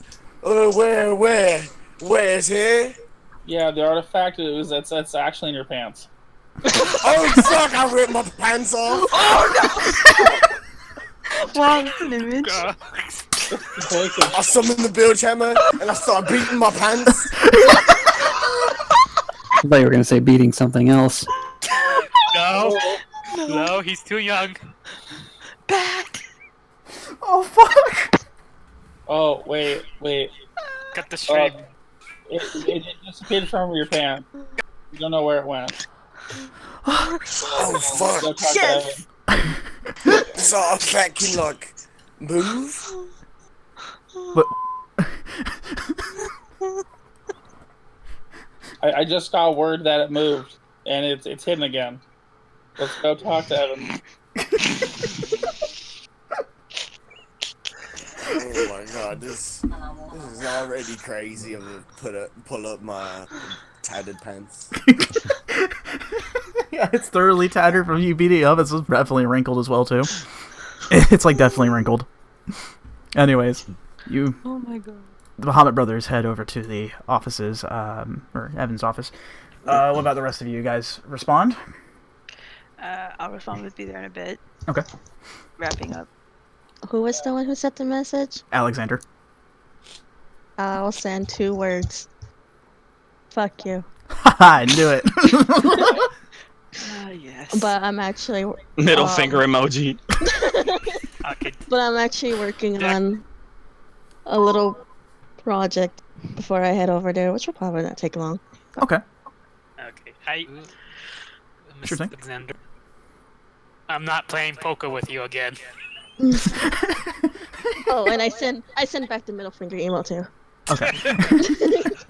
I said it was one time. One time. one time. One time you managed to sneak an ace. Uh-oh. Oh shit. Who knew that Ace was in there? Oh, it was all fate. You don't use Coca cards in Uno. Mm-mm. Oh, Shrug or emoji. bingo. Or bingo.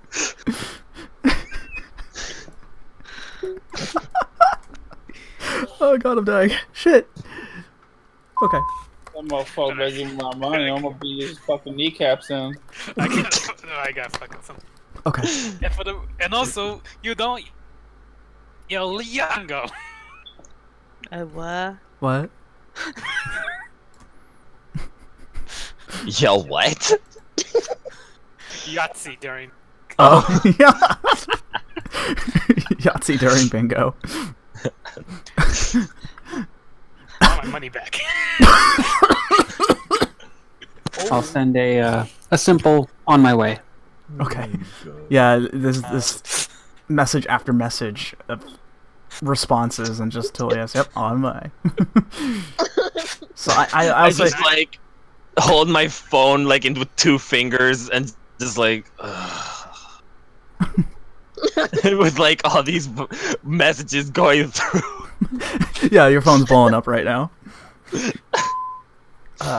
Most of everyone giving you shit. I'm gonna be on my way, but I'm just gonna be also texting. I'm on my way now.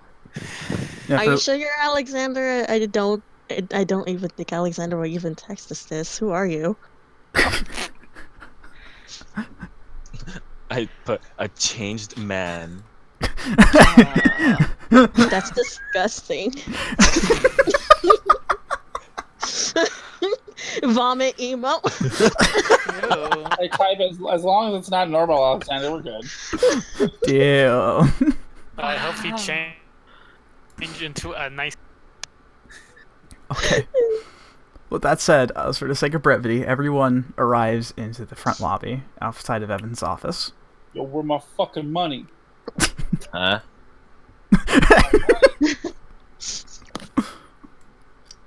Good What? morning, everyone. Money. Where's my What are you fucking talking money? about? What money? You I didn't were steal gonna anything from you.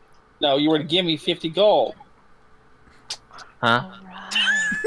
Oh, Look at the no. messages. I think you meant 500. Yeah, 500. Uh-oh. What? I don't know if anyone's aware, but they've got breakfast burritos in the mess hall right now. Oh my god. Oh no Alright. way. I had to have like 3 of those things. I'm 3. I'm sorry I've been away for so long. Uh-huh. If you all see Alexandria, she has short hair now. Yeah, she has shorter hair now. Yes, Alexandria, your hair. Oh, great. Scary. Hands on cheeks. Oh my lord. Oh, great. Now we're going to be even more unrecognizably distinguishable. Oh, don't worry, everyone can tell how bitchy. How about you shut up? It's okay, I'm the Hey. better twin. Kids. Look, you can tell the difference. One's been almost cut in half and the other hasn't.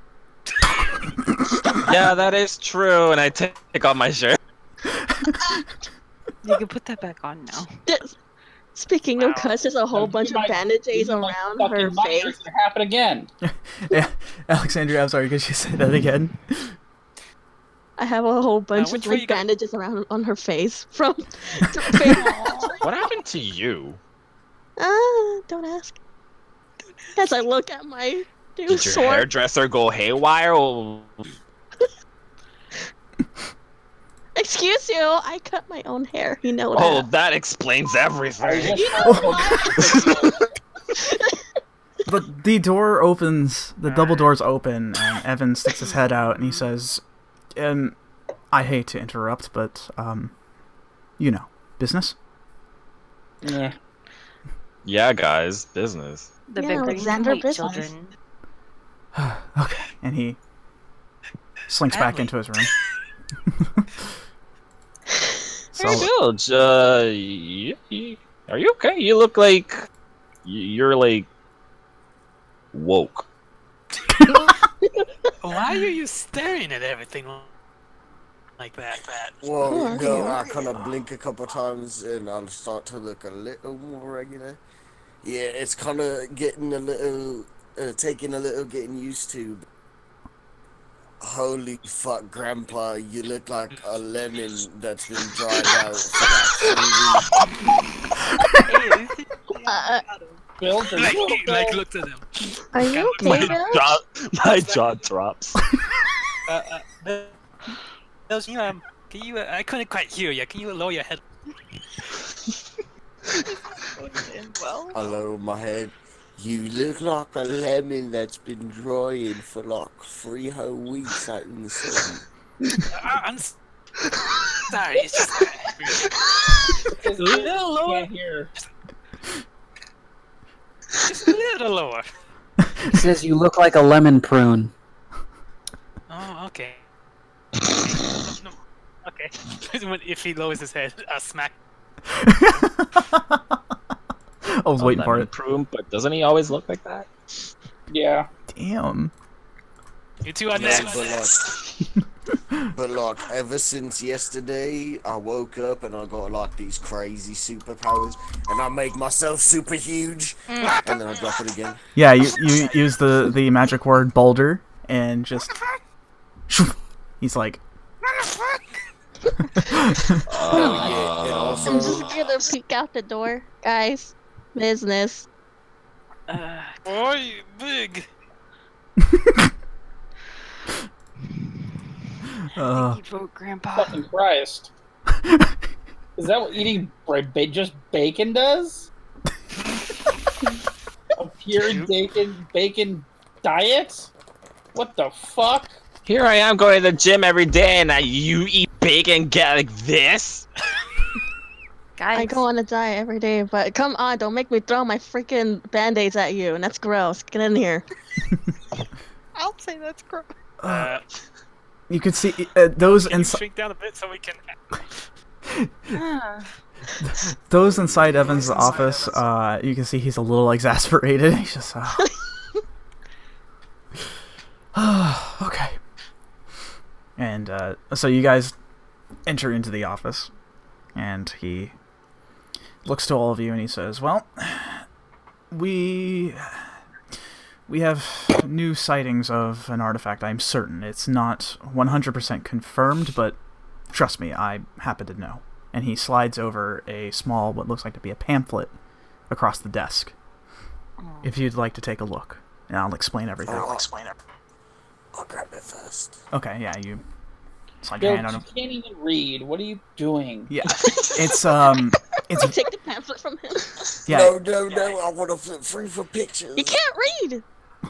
One thing is for certain is that the font, everything is pretty wild, as well as the coloration as well too. However, those who can read, it looks like to be an invitation. And it says, "Come and face many horrors and get what you want that your heart's desires most. Here at the Carnival of Carnage." Carnival of Carnage? That sounds fucking awesome. Let's go. That's the smartest thing you've ever said. Evan says, Does it mention anything about "Please. clowns?" No. It's not like that. It's... This quote-unquote competition has been going on for the past 30 years. It's been around for a while. The thing is it legal? Kinky? No. No and no. I legit look back at He says time more. He says, response, no, this competition has been around for a while. In fact, this... I don't want to alarm you, but this competition is one of the reasons why I had to stop the Seeker Initiative in the first place. What? What? Why? What happened? Well, I'll tell you what. What's causing this whole thing is a staff. It's a staff that... It's known as the temporal staff. What it does, essentially, is that it creates rifts in reality. Pocket dimensions. Now, normally this was meant to be able to jump in, shield oneself, maybe. Have you ever heard of a spell called the Magnificent Mansion? It's like that, except think of it almost like a small world that you can shape yourself. It isn't just in the confines of a mansion. It can be anything you want. However, because of the dark powers that be and corrupting this artifact, if it were to get out in the open, in fact, the fabric of reality itself could indeed crumble. And, well, I can't tell you what would happen. Say, with the Curse of the Drake, for example, I could tell you what would happen. A pandemic in which everyone turns into monsters and the world would end. That's simple. This is far more complex. However, luck is on our side, as the artifact has almost, in a way, trapped itself. However, it's... And this... There's one problem, however. We don't know how long that's going to last. It's been around for, according to our records, around 30 years now. And, truth be told, it could escape tomorrow, or it could be another 30 years. We don't know. The window is just too wide. But we can't take that chance. In fact, I was contemplating almost stopping this whole thing, waiting for all of you to come by, but I have to trust all of you. I have to place my faith in all of you that you can do this. So far, you've faced insurmountable odds and come out on top. I'm going to go ahead and clear this mission, then. As for all of you, being able to find this artifact is actually surprisingly not that difficult. You see, these invitations go out to quote-unquote worthy people. Somebody has been watching us. You, specifically. Oh. Alright, which one of you have creepy stalkers? I have one, then you go. He has, but thank God for that, but... Maybe a couple? Could it have been one of them? It's nothing Hightower related, I assure you. I would not be surprised, however, if Hightower got an invitation. They may have not, though. Who knows? It's very sporadic, and this competition happens annually. However, it doesn't have a specific time and date that this happens. It just does. It's sporadic and unpredictable. But this is our chance now to seize the staff and destroy it. However, you are going to need to get through the competition itself, which means you're going to have to face dangers untold. The competition itself is nebulous and changes every single time. I mean, unfortunately, we've been through a lot of shit, so... This is why I want to place my faith in all of you. However, I regret to say that I don't have a strategy for this. It's all up to you, essentially. The only thing I can tell you is where you need to go in order to find the gateway. Once you enter, you're in. We'll basically have to participate in whatever this Carnival of Carnage and win this staff of probably breaking everything and turning everything to Alice in Wonderland. Essentially. Or worse.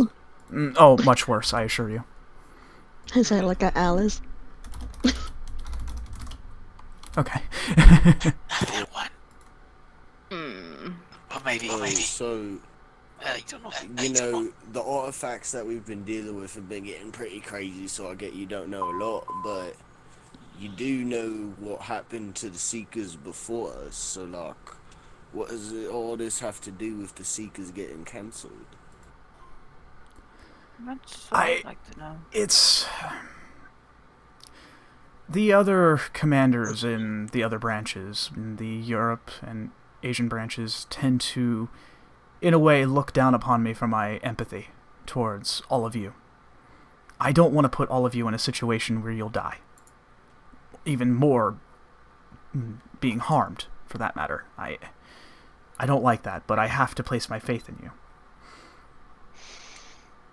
I want to stop this whole thing because I don't want more lives to be put through this rigorous torture. The fact that a competition even exists like this is, quite frankly, disgusting. But there's not much we can do about that. What kind of competition are we talking about? Like I said, it's nebulous, which means we don't really know what'll happen. What I do happen... No, I mean, the word doesn't leave a lot to the imagination. It's a competition. There'll be others that will try to get what their heart desires most.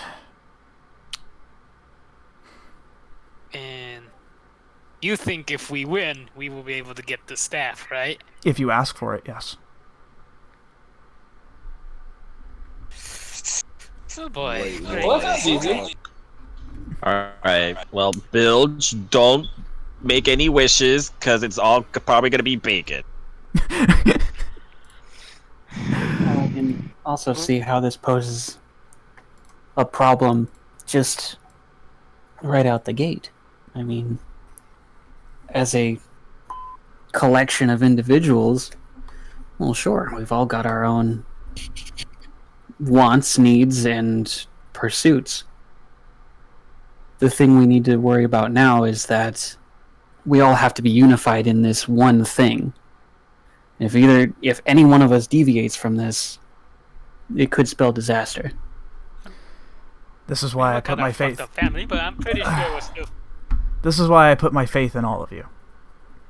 You had the chance to deviate, to do what you want. You've had this authority within a world that you don't know and do know, and have done quite well, as a matter of fact. This is why I trust you in order to do this. To work together. This is the one time I need all of you to absolutely work together, more so than ever before. Can you do this for me? Well, it's not I just counting on you, it's the entire world. No pressure, of course, but... Oh, I think there's a bit of pressure, but... And if you put it that way, we don't really have much of a choice now, do we? I hate putting you all in this situation, but unfortunately, you have the right of it, Tulius.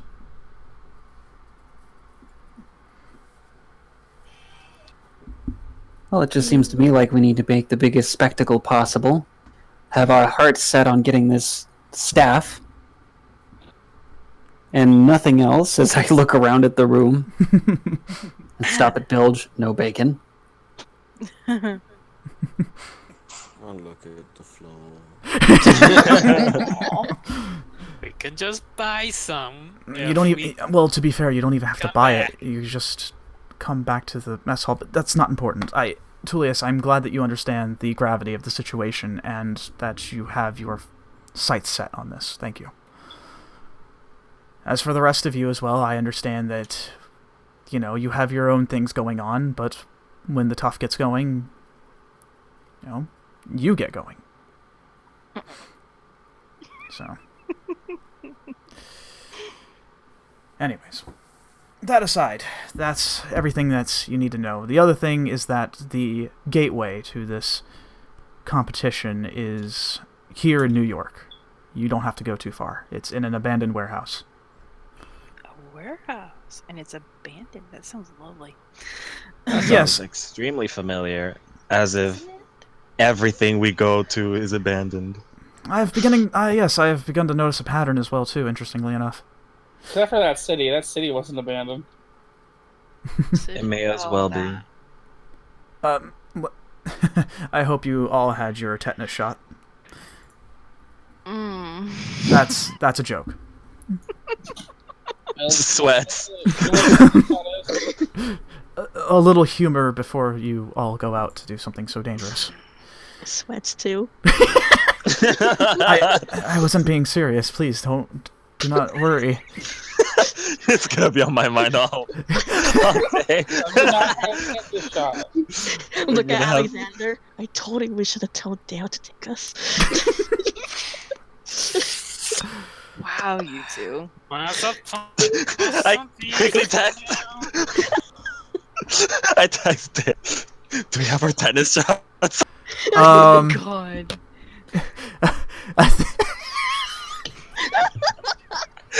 I know the perfect answer. Please no. It takes a minute. ...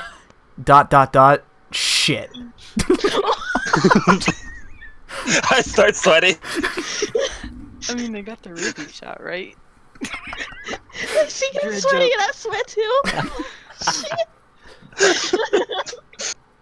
Anyways, with that aside, if there's any last minute preparations you need to do, best do it now.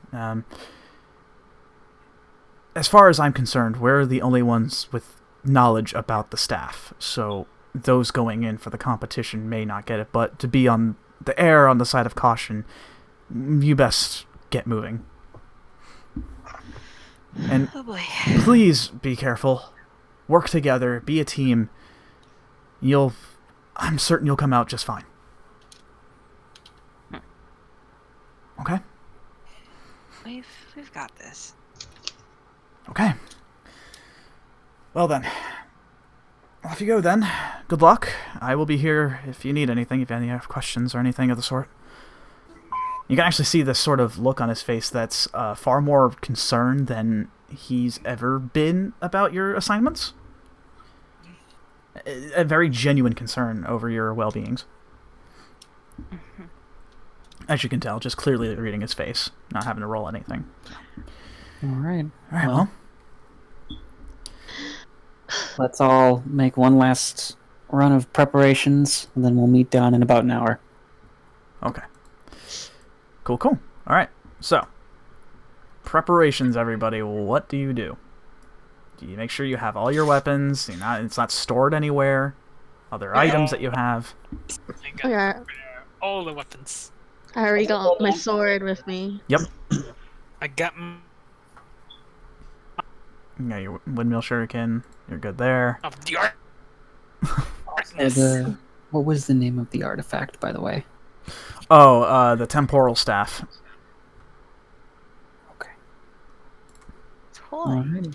Or, as it's also known as, the Staff of Rift Bending. It's got 2 names. You can use it. You can use either one. I'm gonna go to the waiting area. Okay. Yep, it's basically, this is just a gigantic ready check. Yeah, I got everything with me, so I'm gonna wait there as well. Okay. I already have my sword with me, so I'm gonna wait as well. Cool. Alright. While also sweating. Yeah, I'm still sweating. Got my money? What are you talking about? Oh my God. The 500, duh. What? What are you two on about? You owe me money. What money are you talking about? You said you'd give me 500 gold. I can't. I never said 500 gold. What? What do I look like? A bank ready to be robbed? Yes. Yeah. You're about to be. Wow. I would have wandered off. Okay. Time being. To the research lab. This is where Okay. I left my complete Yep. baby. Yep, Discord's there, and you take it, and Maya waves you off as she's working on something. Something. Don't worry about it. Don't worry. He says that. Yep. Just don't hurt yourself, Maya. No promises. That's what I'm afraid of. Look, machinery is, like, complicated work. I shock myself almost on a daily basis. Point taken. Just please. Okay. Okay. Again, no promises. Get going. Go. After everyone leaves Evan's office, before I leave, Mm-hmm. I want to ask Evans really quick. How Have you heard any news about Thomas? I'm afraid not. His whereabouts are still unbeknownst to me. I shouldn't be concerned due to his resourcefulness and the fact that he was a very capable fighter, but part of me still worries, especially the fact that his soul weapon, or his corrupted soul weapon, I should say, still exists. But with it being in stasis, I hope that will keep it from trying to tempt anyone else. All right. I'm sure he's fine. Just maybe he'll make his way back here soon enough. Maybe he's got something he needs to take care of. We'll keep an eye out for him too. I appreciate it, and if I hear anything, you'll be the first ones to know. Thank you, Commander.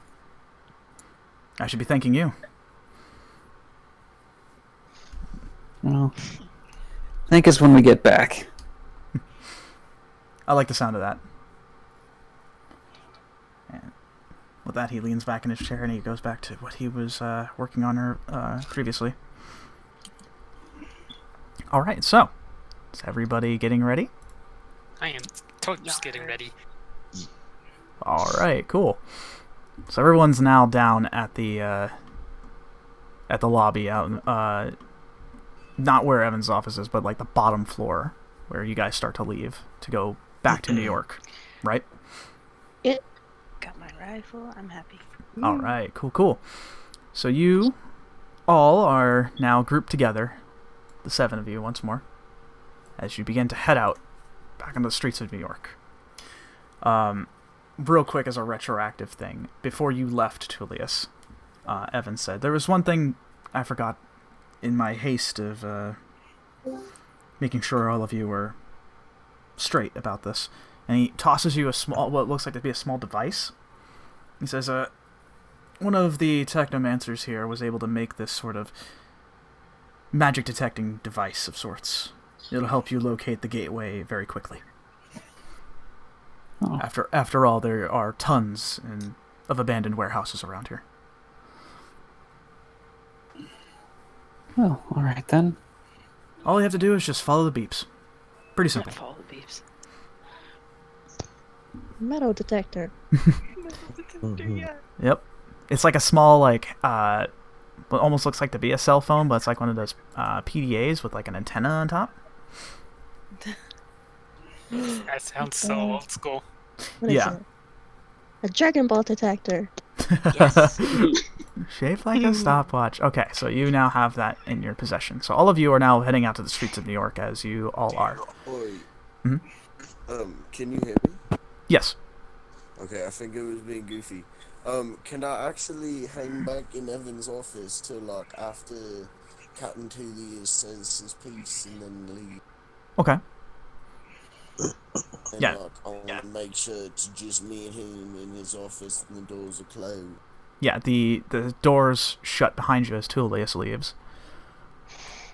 And it's just the two of you now. I'll just kind of stand there with like a twisted look on my face for a couple moments. And he kind of looks up and says, "Is there something that you need, Bilge?" Yeah, you know, I've got kind of like a personal question that's been bugging me for a little bit. Okay. You know, a couple of days back, I was off, you know, doing bilge things, helping the city, making the world a better place, yeah. And I ran into that nasty, like, crime lord fellow, you know, telling me about how he was a drow elf and he's got all these drow elves working for him. And you wanted me to spare his life. Yes, we don't need to be making unneedless violence between two groups. Currently, our groups are in a bit of a neutral state with one another. However, we are allied with the Gun Knights. The Gun Knights do not like them. Specifically, one other person that's allied with them, not a big fan of them. However, we need to stay out of these conflicts until we can get this artifact business taken care of, and then, perchance, we can actually take care of it. for now, we don't need any more violence and conflict at the moment. I already have my hands full with Hightower as it is. I don't need a mafioso coming around and knocking down on our door, asking for where the Seekers have gone, especially a half-orc who wanted to make an impression.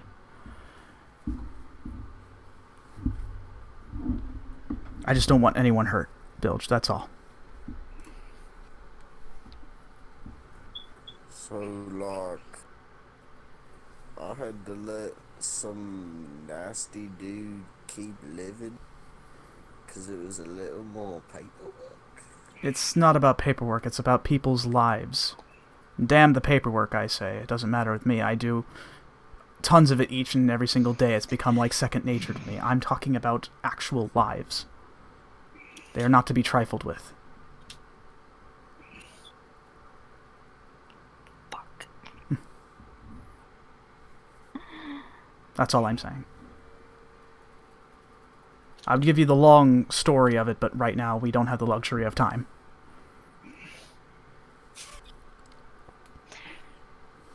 I know, yeah. I guess because, I gotta go take care of Seeker business now. I'll come bug you about it when we get back. That's fine. That's fine. Look into, like, what you can about those guys, because I really did not like that guy that you made me let live. And I left me a little stamp to let him know I'm coming back for that son of a bitch. Oh. He kind of seems a little concerned, but he kind of shrugs that off real quick and he says, "Very well, I'll be able to do that. As long as you return in one piece, I will hold up my word on information about them." Alright, I'll just give him a nod and walk out. Okay. Alright, so all of you are now, this time, the 7 of you are now all together once more, out on the streets of New York once again. Not having to take a car this time because, luckily for you, the location is pretty close. You can just get there by foot. And sort of walking together as a large group, kind of passing by a couple of people,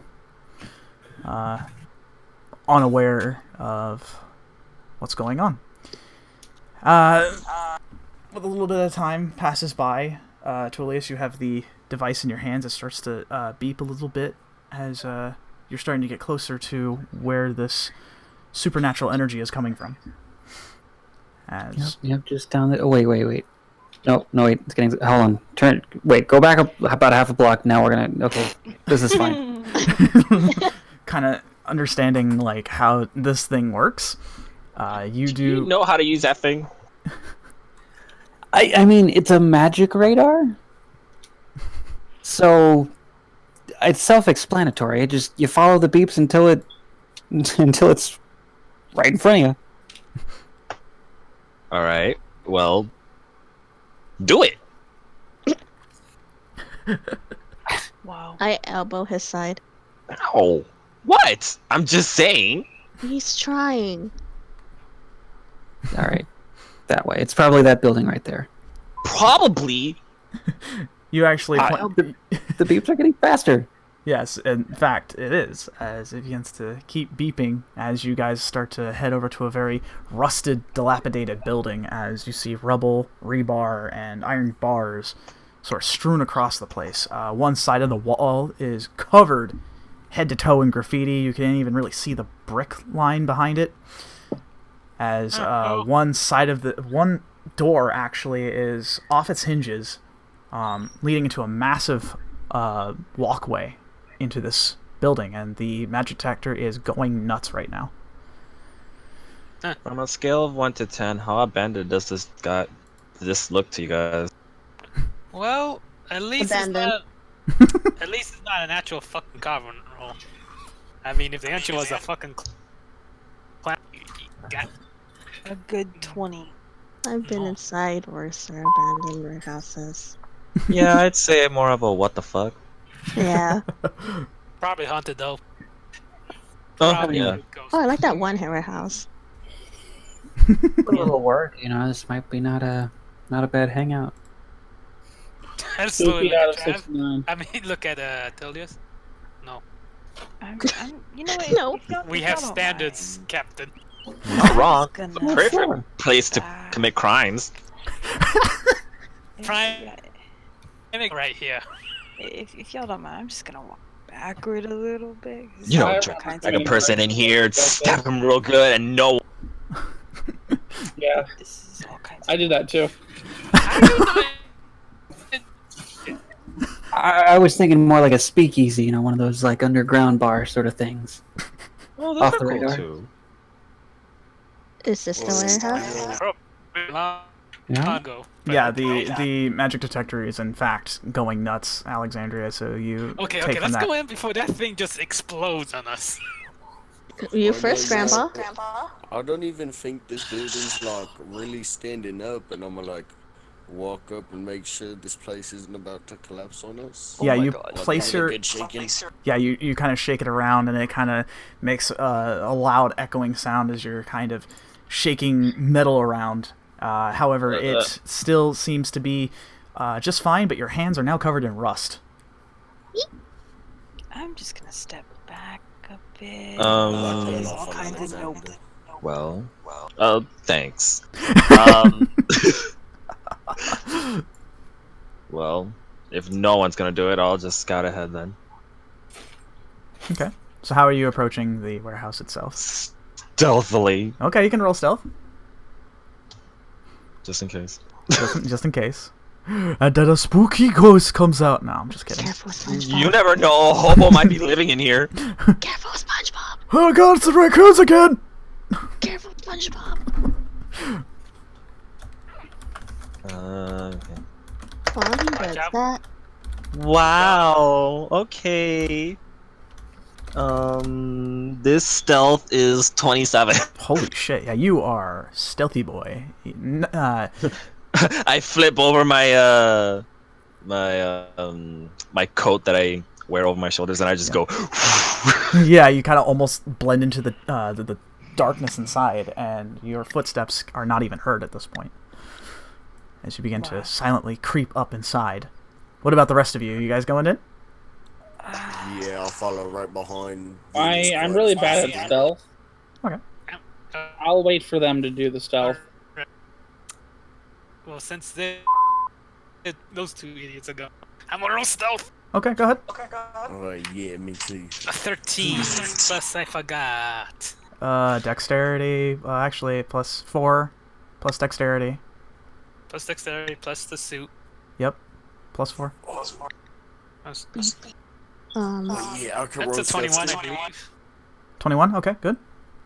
Yeah, you are stealthy boy too. And Bilge? See, clothes does make the man. 26. Holy shit, yeah, you are super stealthy boy too. As suddenly Jack, Bilge, and Alexander sort of disappear from sight. Oh no, I fell in the trash.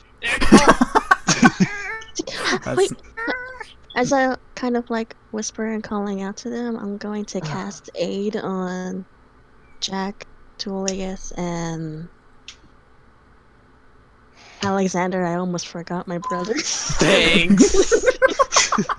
Okay, aid. You guys are getting temporary HP. How much is that, Alexandria? Just 5. 5. 5 temp Yeah. HP. It's 8 hours. You're fine. For 8 hours, yep. How much was it? Just 5. 5. Okay, fine.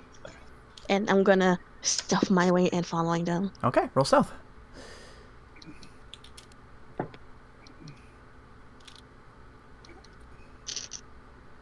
Oi, as I'm sneaking in right up behind Alexander, can I put my arm on his shoulder and be like, "Oi, I've got these crazy eyes. Let me take the lead." What are you? That's 17, by the way. Very good. You're definitely stealthy as well too. You're able to keep your footsteps from making noise. Okay. Okay. So Bilge, I you're don't know what these special eyes you're talking about, but whatever. What the hell are we? Oi, just trust me, boss. Guide us, and I'm gonna push ahead. I'm gonna stop and look back to see if the others are following. yeah. What's every Moors, Tulius, Xian? I'm not going anywhere. Yeah, you're just sort of hanging outside. Yeah, I'm gonna stay with Moors. Let me know when it's clear. Okay. Yeah, I'm gonna stay with Moors and keep an eye on the area, make sure nobody comes walking by or anything. Right, and Xian? This place is creepy as fuck. So are you just hanging outside with the other two? Yeah. Okay. Time being. So I'm gonna nod at Tulius and just follow. Okay, you follow behind the other three. So Bilge, what are you trying to do exactly? Well, no, I just wanted to make sure that I was taking the lead because I got my new fancy eyeballs. Yep, yeah, you're taking point. So you'll all see this scene, but specifically, this is what the four of you start to see inside. Oh boy. So this is kind of the scene of what you're seeing. Inside it's filled to the brim with dilapidated parts of the building itself. The sun sort of shines through the windows. Parts of the roof as well, too. It's rusted as hell. But what's very strange about all this is that in the center is one doorway. And it stands out of place out of everything. It's actually very well kept. Almost seems like it's maintained, in a sense. And it's just standing in the center. Oi, stay here. I'm gonna walk up, and if it explodes, it's only gonna hurt me. Alright. I'll slowly walk up to the door. You walk up to the door, Bilge, and you have your... It's not really a dangerous sense, but you have a feeling that this is where you need to be in order to try to get to the artifact itself, as this is definitely magical, no doubt about it. Seeing that it's definitely out of place for where it is and what it is exactly. The door itself is immaculate, especially in comparison to everything else. No rust, just a metal doorway, very well kept. And in fact, when you take a closer look with your new HD eyes, you do see that it's partly gilded as well too, as the door itself is lined with gold, and the door handle itself is also gold. Alright, I will gently caress the handle, open it, You make sure it's not trapped. Yeah, you open it, you look inside, and all you see is inky blackness ahead of you, pitch black. But you have a feeling that this is where you need to be. Alright, I'll gingerly close it again. I'll put my hands over my mouth and I'll go, caw-caw! I face palm. Okay. I'm gonna go over. Okay. Well, just And I thump him on the forehead, like. Just why? Did you guys hear that? That sounded like a dying bird. Yeah. Okay. Kinda. I'm pretty certain that was the mating call of a certain mocking bilge. Mocking bilge. I'm not going there. I'm gonna ask Alice to come get the other three outside. Yeah, you set her down, and she kind of wibbles and wobbles away, And pat her before she goes. Yeah, trying to not get shanked by all these bits and pieces of wood and metal, but she's able to get through just fine, and sort of comes out from the front or the entrance of the building to you three. She starts waving her nubs around and kind of tries to say, "Hey, follow," and comes running back inside. Looks like it's clear. Wow. Let's go. What did you see, Bilge? Oi, it's like some crazy black goop all over the inside of this door. Should we wait for Captain? Black goo. That's disgusting. It's disgusting. I'm gonna pick up Alice when she comes. I got Alice. I sent Alice to get them, so they should be here. I scoop Alice up on the way and just hurry everyone inside. Let's go. Alice, no. Show, is that the fucking Triforce on that door? No. No. It does look like it, though. It does. Yeah, The vaguely. Illuminati. In fact, I'm pretty sure that is. Actually, Alexandria, you're not too far off from where the source is. Oh, wait a minute. Oh. This is a secret world. Bingo. Anyways, this was the only thing I could find that could actually illustrate what I wanted to show. But anyways. Well done. Anyways, you're breaking the immersion. Shush you. I'm take a look inside. Oh, what are you doing, Alexander? I'm gonna take a look inside. Yeah, you place your hand on the. Talking about. Yeah, you place your hand on the door handle and you open it and you just see pitch blackness ahead. Where's the goop? Oh, see, it's like everywhere in there. Yes, it's called darkness. Ow. Did you try touching it? Because I know I didn't, so it's probably good. I stick my hand in. Don't. Darkness. Close the damn door. What? Close What's the door. darkness gonna do to me? Close it. I know, yeah. Okay. Wait. Aww. Shane, can I roll perception? What are you trying to perceive? Something throwable. Throwable? Okay, sure. Roll I perception. don't know, like a discarded can, rock, whatever. Well, I don't actually. You don't even have to roll shit, dude, because it's all over the place. Yeah, you do see a couple of. I rolled a 5 anyway. I failed. You I think you need to get HDIs. introducing new HD eyes. Okay, let's. So you find a small pebble. You find a small pebble, and you think that'll work. You just chuck it in darkness. Chuck it. Wait. Yeah. I It's like... Throw it. No, wait, I try and catch it out the air. Too late, as Jack throws it into the void, and it's strange. You don't even hear anything. You don't hear it bounce or anything. Skid across the. Just nothing. Couldn't you just wait like 1 second? No. Are the three nearest, or? Yeah. I mean, do you want to go? Oh, wait, do you want to figure out a safer way? Besides, did you hear that? Well, come on, guys. Are we playing hopscotch or what's going on in here? Door of darkness. I'm gonna grab another random piece from the floor. Okay. Yeah, And I'm gonna cast light on it. Okay. You cast light on the on a piece of brick, and I assume you're chucking it into the doorway, right? Yes.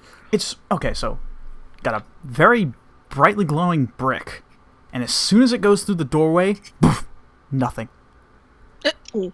The light just like. Yeah, that's it. It's gone. Wow. Well, That's. So, Well, this is no ordinary darkness we're dealing with. This is advanced darkness. hey, I'm gonna go walk in. That cool? What? Oh, I wanna walk in. I'm gonna be right behind him, and as I pass Alexander, I'm gonna point to the door and just be like, "Speakeasy." You know the place. What the fuck you guys doing? Speakeasy. Okay. Can I have Alice back, please? Oh yeah. Wait, I'm not Thank sure if you. a speakeasy has a use for a door of literal darkness. Well, who knows what'll be on the other side until we walk through. You're right. I'm gonna go in. Okay. I'll go into... All right. I'm putting you guys through in. already as they were talking. Okay, so I'm putting you guys in order of who went in. That just leaves Uh, myself. Okay. So Alexander, Moors, and Tulius have already gone in. Yes. I'm gonna jump in. Okay. See you on the other side. Enthusiastic. At least she jumped. Yep. I'll give her that. I cannonball down. Both is out here with me? Yeah. Gramps and Bilge are.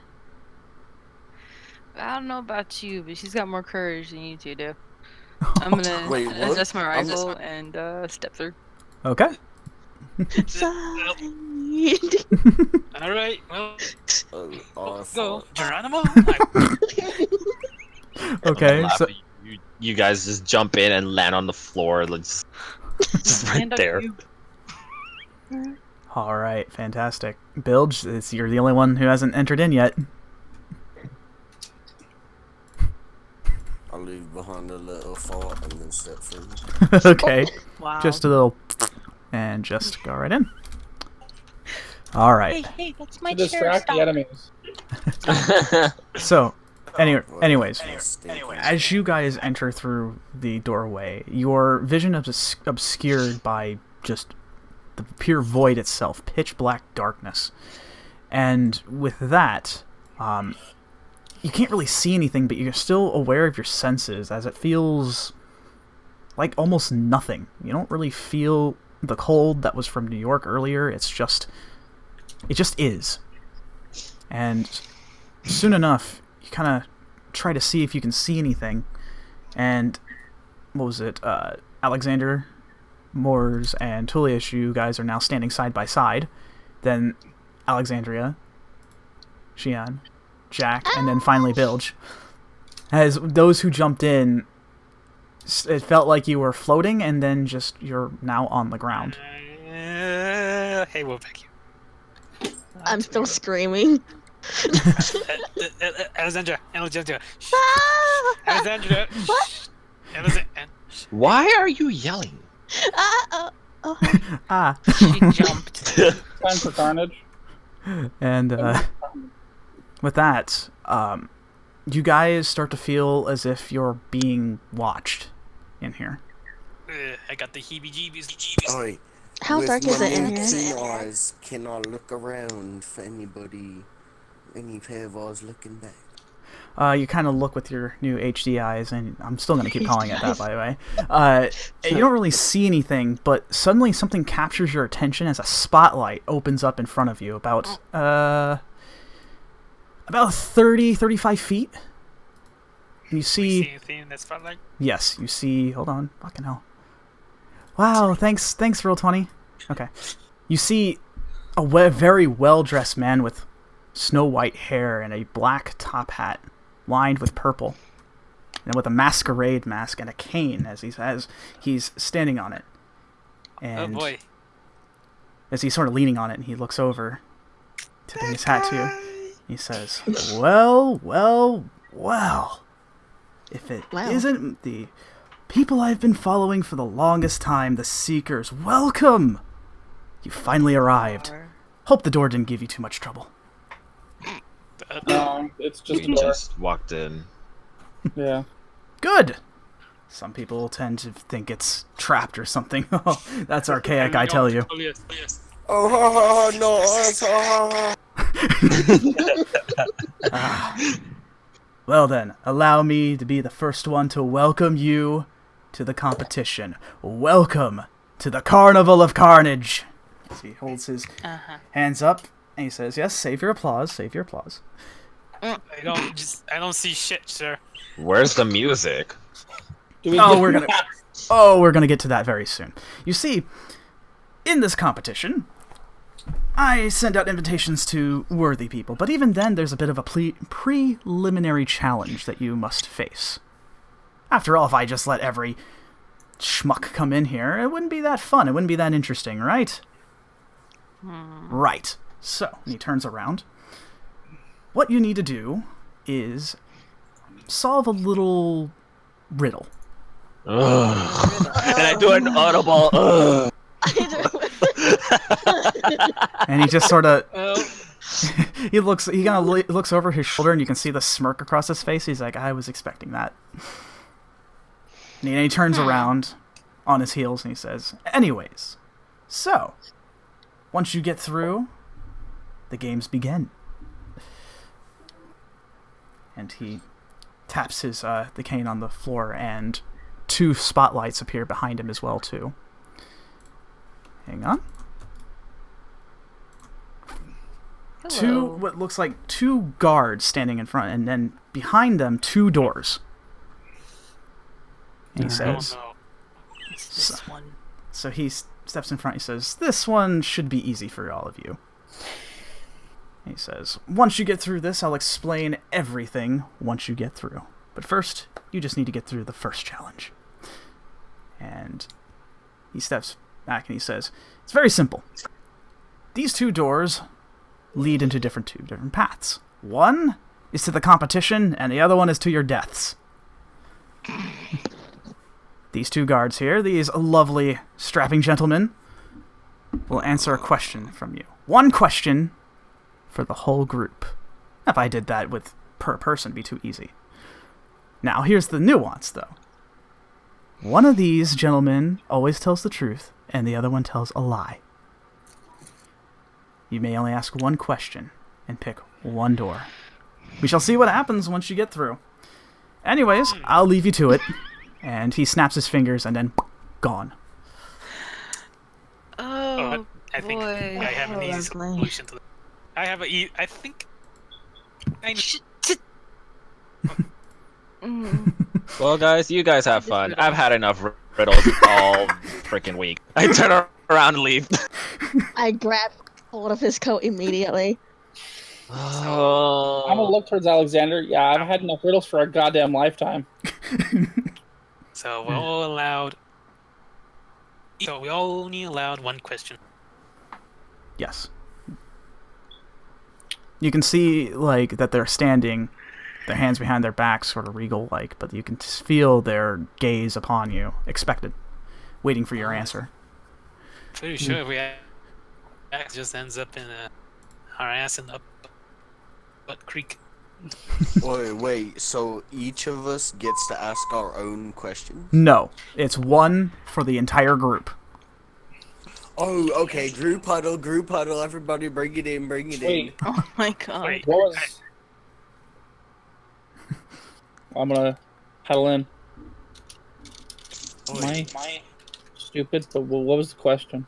if you know which door it is. We've yet to ask the question. One of the guys. I know. Well, what if we ask which one? What if we ask if Alexandra has pink hair? Liar will awfully have to say no. I'm just wagging my finger at Jack. He might be onto something. I hate But then, Normally I would take offense, but but then not a bad idea. Yeah, you guys can do that. Then again, even we ask question, how do you know which door? Well, I think that's part of the question we have to ask. We just have to be careful about how we word it. What if we ask for more questions?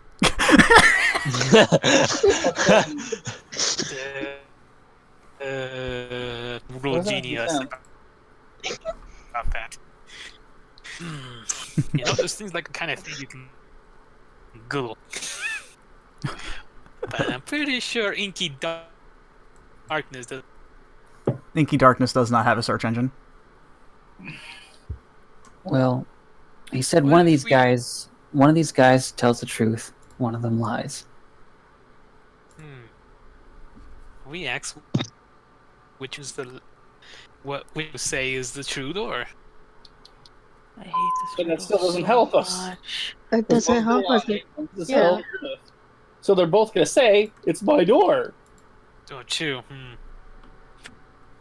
If we ask them, wait, what if we ask them if they This riddle. speak, if This one. they could speak for one another, what would say is the right door? And they'd probably say the same thing. Because they're telling the truth and lying. Yeah. Only opposite, yeah, probably fair. Can always ask more questions.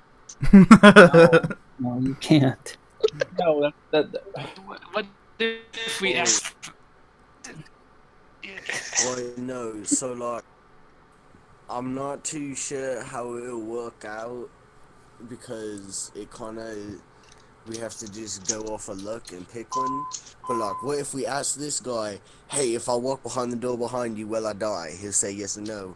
And then we ask the guy next to him if the guy that we just talked to lied to us. And then if the second one is like, oh yeah, he was lying, then we know the one behind it was it's a trap. We go behind the one on the right. If he's like, oh no, it was a lie, then Here's the issue, though. Don't We do have- that again. Specify the door. Here's the problem, though. We have one question for one man. No, I think we get to ask both of them one question. You hear a voice over here. Nope. One per guard. Well, not one per guard. One guard only. One question per group. Don't think too hard on it now. I'm staying out of this. We cannot think. I hate this riddle so much. It's one of the worst.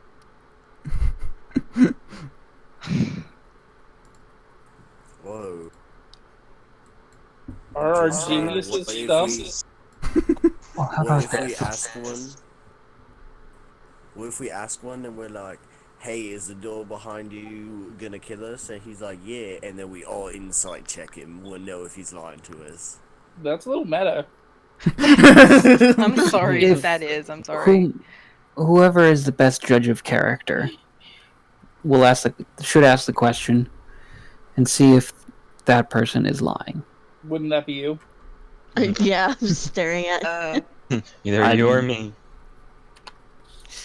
I picked Tulius because he has tack. I mean, Okay. out of character, who's proficient in insight? I am. I am. I'm not. It's not as high though, but I actually had to look. All right. So how about this, Alexandria? You go ahead and Yeah. ask. I'm proficient in insight, and my charisma's 17. I don't know if that means anything. Insight's wisdom. I Points believe. insights and wisdom. Oh, it is wisdom. Oh, yeah. Right. So then, all right. Whoever's the best judge of character, ask one of them the following question: is the other man's door safe? And see if he lies or tells the truth. Does that make sense? Enough. Straightforward enough. Shrugs. Confusing at the same time. I think that would be the best solution. So, Alexandria, is it going to be you? If you want it so, you're the captain. Oh, I'm sorry. I thought you were Alexandria. I'm sorry. The haircut is throwing me off. See what I mean? Wait. This is awkward. I'm so sorry. Alexandria, were you Oh. going to go? I think I'd rather have someone with me if I do. Two is better than one. I grab her hand. Let's go. He's holding my hand. That's gross. And it's small. Well, now hang on. As they go to walk away, I'm going to cast Enhanceability on Alexandria. I'm going to give her Owl's Wisdom. When you do that, as you go do that, a sudden spark erupts from your hand, and you feel as if the spell didn't work. And you hear, Ow! yeah, it shocks you, and you hear a voice. Now, let's play fair. No cheating. You okay? Oh, I'm fine. We were playing fair. It's certainly not a good sport. That's alright. Alexander, you can ask him the questions. Whoa. I'll watch. Real quick, right before they walk up, can I lean in the captain and be like, wait, I just had a really stupid idea.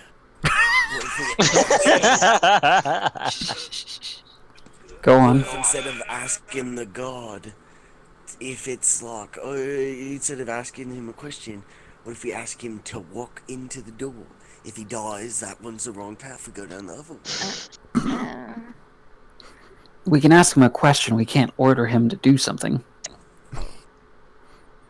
It's a good try.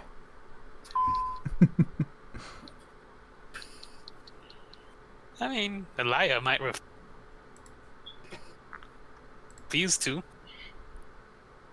Well, I think just stick with the same plan. Just take any note of if one is telling the truth or not. All right. Let's go. So we're gonna. All right, I can move. Yeah, you can move. Which one should we ask? Y'all didn't determine that. Whichever one looks the least trustworthy. They look exactly the same. They are twins, but even more so than you two. I'm gonna point at the right one. No differences there? Him. No, Even you see no slightest? differences. Nope, not even the slightest. Your right or his right? This one. Okay, that one. Okay. Ask him. Okay, you walk up to him, and you can see through the sunglasses. He is looking at you.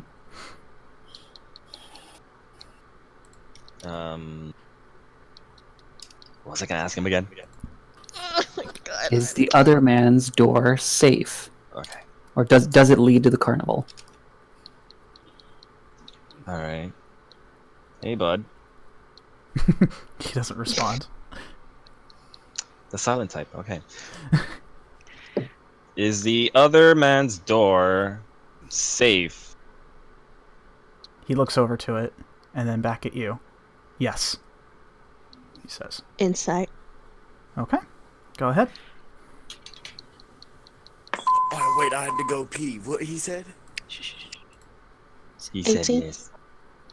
18. Yes. You can tell by the demeanor, his body language specifically is what you're looking for. You can tell that he is very confident in his answer. You feel that he is indeed telling the truth. I nudge Alexander.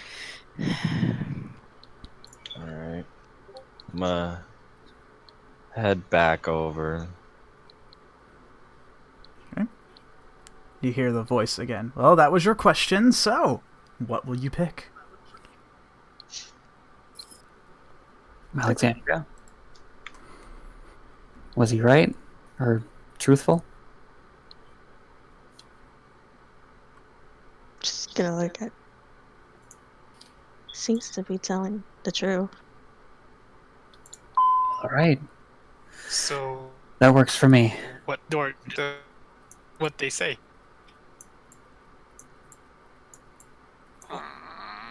Okay. Everyone, stay put. But I open the door. Okay. This together. You open up the door, and as you're about to walk in, you sort of hit it, and then you hear it going, no, everyone needs to go through. It's all or nothing. Oh, We're supposed to work as a team, remember? nitpicky. Well, don't do that Oh, again. yeah, teamwork. Right, guys? We live together, we die together. We all scream, Stupid. fuck you to Satan. You're stupid. Yeah, everybody hands on the doorknob, and I stack my hand on top of Tulius. I am Yeah. not touching that doorknob. I'm giving Tulius an annoyed huff. Hey, No. I'm looking out for you guys. Calm down. Plus, I believed in your decision. Working as a team. We go together. I'd hate to tell the commander that one refused. Especially if it's the leader. Just look back at Mars, though. can we just hurry up and go to our deaths already?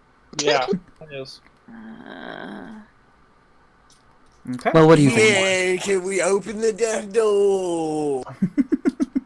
Yeah, stop talking. More door open. Okay, so you go up to it. More Morris? death bringing. So where's you're actually going with everyone now? Yeah. All right. All of you tend to huddle over the door as the guard sort of steps by and lets you go through. The door then opens.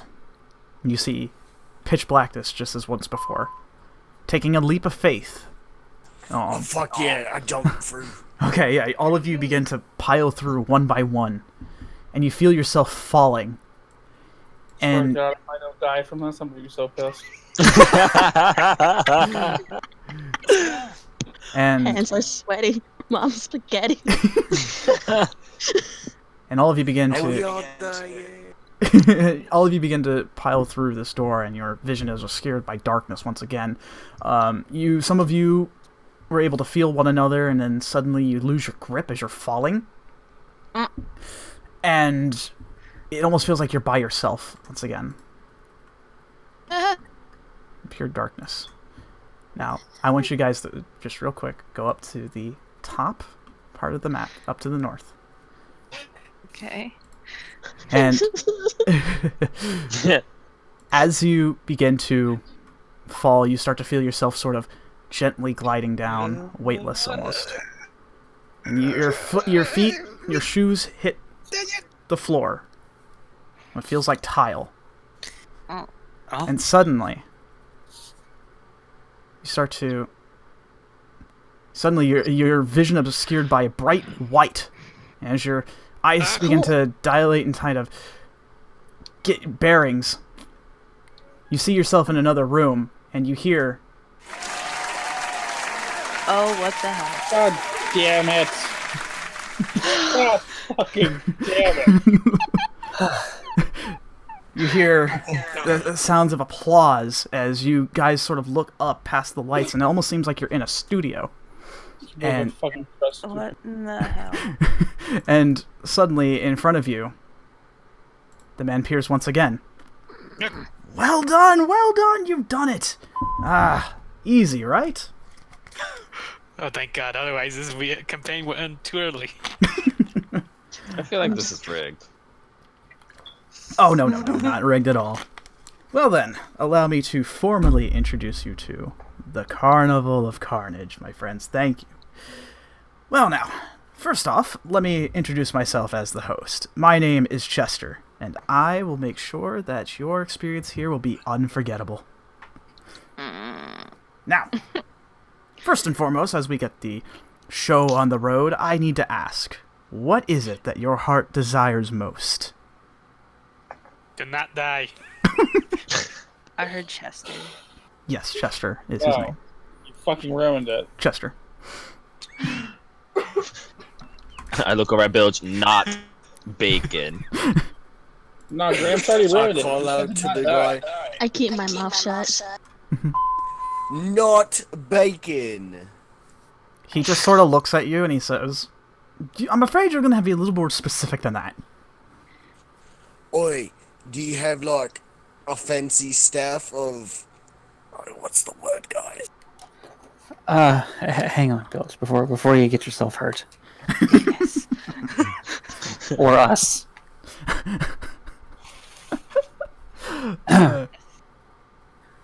Well, Grand Maestro, as it were. You're too kind. I think I can speak for all of us when I say we're looking for the temporal staff. He sort of straightens himself up a bit as he hears that. This smirk just sort of comes up on his face. You can't really see his eyes, but you can tell that they are indeed looking upon you with this sort of malicious but excited expression. He says, "Oh, that's what you're after. Very well then, I can make it happen. But only if you succeed. Now, I assume, as all of you coming as a group, this is what all of you want, yes? Yeah. Mm-hmm. Yes. Mm-hmm. Good. Bacon. Good. Alright, so, with that said, and he goes ahead and sort of almost prestidigitates sort of like a notepad, and he writes down, alright, well, it seems that we have a few other teams willing to get what they want, but of course, not everybody can get what they want. As he gestures over towards the monitor to your left-hand side. Let's see. He says, there are 6 teams including yourself, willing to come to the carnival in order to obtain what they want most. As I said, though, not everyone's a winner. As you can see, as you see under the side, there's a few names. You see your name, the Seekers. There's a few other team names as well, too. The Knights, the Outcasts, the Paragons, the Crisis Wings, and the Storm League. He says, these are your competitors. Now, of course, the fun part about this is you don't know who they are. They don't know who you are. Just by a name. Large chance that you probably don't know them, but we'll see. They're not exactly friends in this company. Oh no, the only friends in this competition are yourselves. That's it. Now then, this is how... You're kind of... What's that? You kind of cut off what he said. You're both cutting out. Yeah, you're cutting out real hardcore, Jack. You too. Oh, no. God damn it, dude. Hang on, let me re-enter call. Come on. Fucking Discord's a piece of shit. Anyways. Yes. Anyways, he says, the only friends here are the one standing right beside all of you. These other people are after what they want. It's obvious. Anyone with half a brain can figure that one out. It's friend time. The get along sweater. Anyways, Sweater. he says he taps his cane on the tile and he says, "Now then, without further ado, let me explain how this works. Ahead," and as he gestures towards the door, "is your first trial. Here, you are going to need to get from point A to point B. However, it's obviously not that simple. This is a bit of a maze of sorts. You're going to need to get through before the other team. Now, let's see who you will be competing with," as he looks towards the monitor. And the Seekers will be going up against... Ooh. As some of the names start to fade out, and you see on the monitor the Seekers versus the Knights. This is interesting. So, looks like your competitors will be them. Now, here's the deal. This is a time trial of sorts, by the way. If you can get past this within 30 minutes, you're safe. And even better, if you can get past before them, you will gain a boon. However, if they get past it before you do, you're going to have to sacrifice something. But what that is, who knows? That's all part of the fun. Wait, do you even pick? What's that? Wait, we don't pick our sacrifice? No. If you did, it wouldn't be that much fun. Oh, no. I like this game. Our lives at stake. Well, that's the fun of it. I'm going to hurt you both. See, it looks like Alexander has the right of it. He knows. I'm asking. Our That's lives probably at getting stake. off of it. Anyways, once you step through this door, you'll be in a little room. And once you open up the door ahead of you from there, the competition begins. He gets a smirk across his face and he says, "Now then, if you have any other questions for me, I shall observe." Can we use magic? You can. Oh, that also reminded me. Oh, silly me, I almost forgot. Inside the maze, by the way, are a number of things. Both good and bad. Things that want to rip you to shreds and others that will help you along the way. Now, for the things that want you dead, well, you're going to have to figure that one out your own. However, in parts of the maze, you may find some chests inside.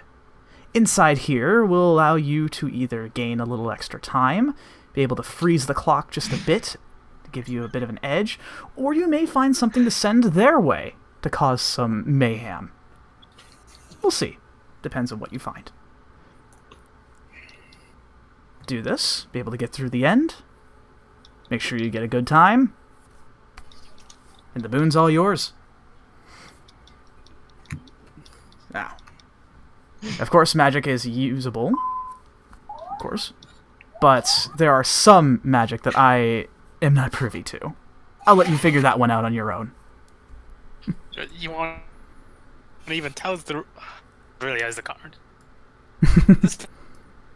Oh, wait, real quick, while he's talking, can I use this opportunity to try and recall Buggy to my hands?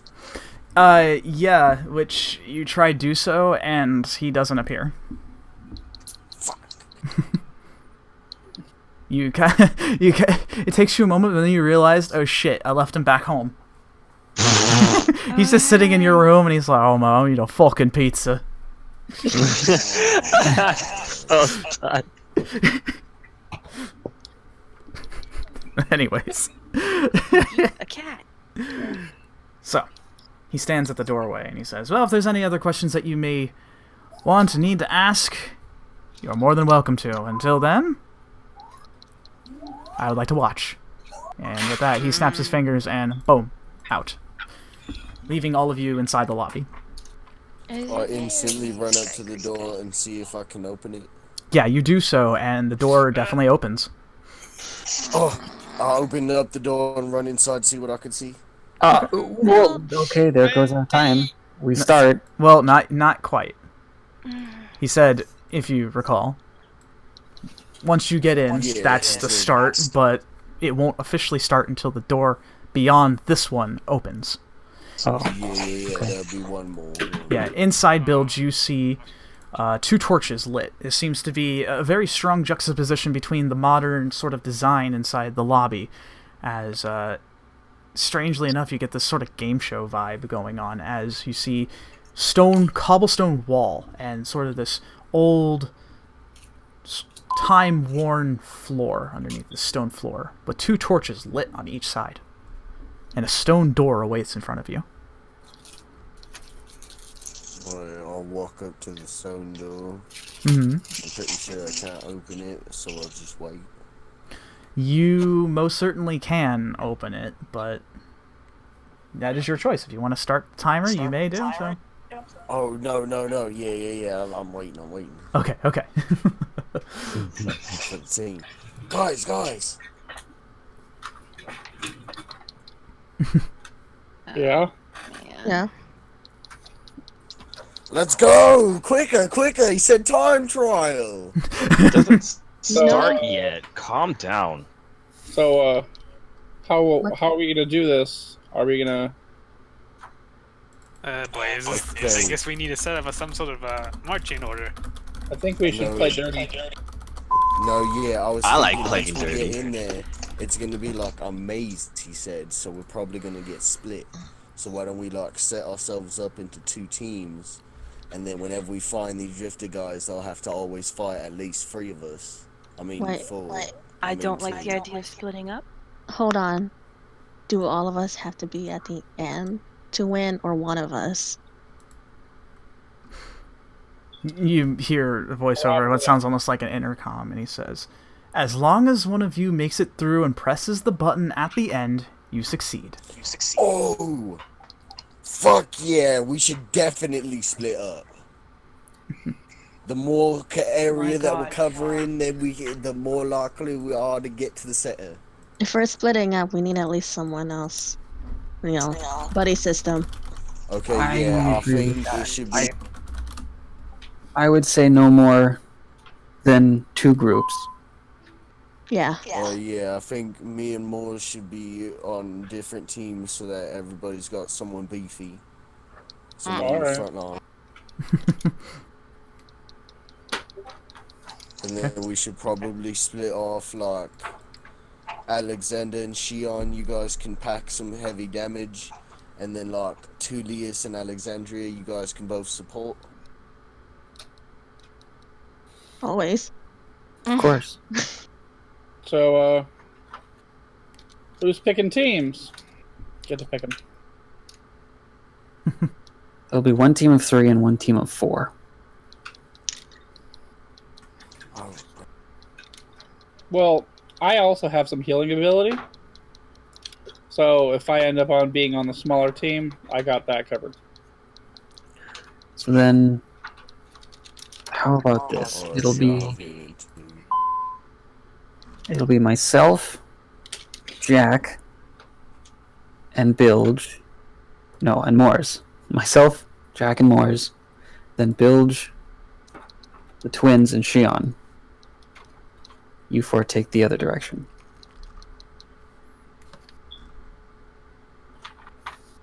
Sounds like a plan. Works for me. Okay. Let's Just- do it. Just Let's get be this care- fun going. Just be careful, you three. Please. Oh yeah. You guys. Oh yeah, I'm gonna hold out a fist to Moors. You got this. Oh yeah. Yeah. You should be able to move your tokens there. Alright. Yeah. So let's try like a battering ram Okay, so formation here. which spot exact should I be? Here. Here. You should be right where you are. Whoops. Whoop, we merged Jackie should be in the front. Or the Oh no, we're gonna have Bilge and Moors in the front. Yeah. Oh wait, so I'm getting the twins and Xian with me? Yeah. You're So on their team. this side will be Bilge, the twins, and Xian. This side will be myself, Moors, and Jack. Jack, go over there. You're in the wrong line. Ah, big man. this way? Yeah. Okay, cool. Alright.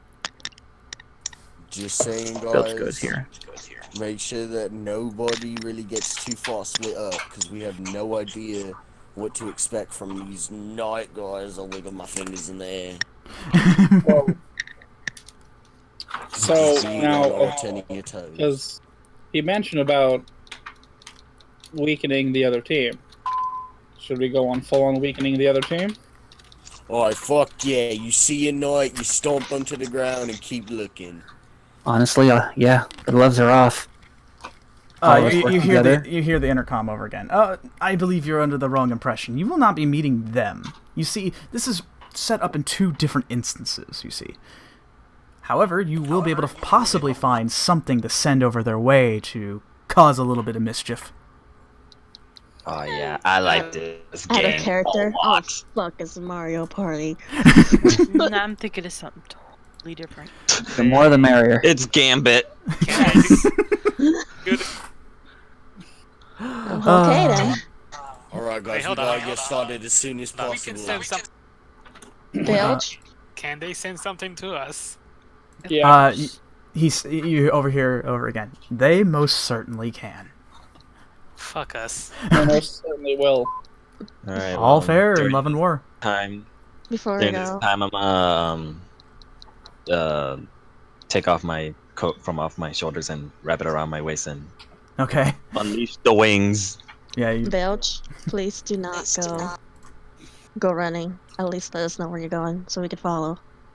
Got it? Oi, you guys know that I kinda lose track of my mind and I just get focused. So just make sure that if I go off on my little tangent, that you three stick together. I'm pretty big, I can handle myself, ain't no maze gonna stop me, but I don't want you three getting hurt. Well, Right? let's get going. Do you want me to yell something? Or If you will see where we get in there and I'll start opening the stone doors. Okay. So I levitate off the floor, okay. ready to fly in. How much time do we have to do this? By the way,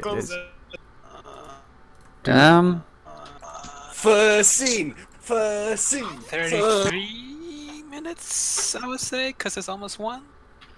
Mm-hmm. I guarantee it's not going to take us 33. Well, yeah, this would probably be a good bookmark, and then Okay. just yeah. start up right here. I'll tell you what happens then. Bilge, you place all of you begin preparing yourself, and Bilge, you place your hand. Knuckles at the ready. Oh. You place your hand on the door and you open it up, and Wait, you see. do we ever thought of a team model? Shut up. You place Shut your. up. You place. Okay, Lemon, please. Okay. All right, Bilge, you place your hands on the stone door ahead of you, as you all begin to raise your spirits and begin readying your plan and getting going, the door opens and you see a sort of visage, a sort of holographic display above the door, and you see a countdown from 30 go down, and you hear over the intercom, "Let the games begin!" And that's where we will head off for tonight. Whew, I love it.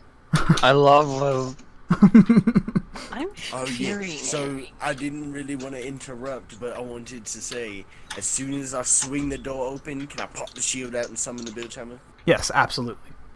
They are Can I in scream? your hand. Screaming is a free action. Okay. God. It was getting really interesting now. Yeah, we're definitely in Gambit now, ladies and gentlemen. Have fun. In a way. All right. Thank you. Someone was going to say Chester is the long lost cousin of Giannis, did you have a plan if we all died at the door? it, right? The door explodes and you all die. No. I'm curious about the other door, to be honest. Same. Yeah, can we go back and just open the No.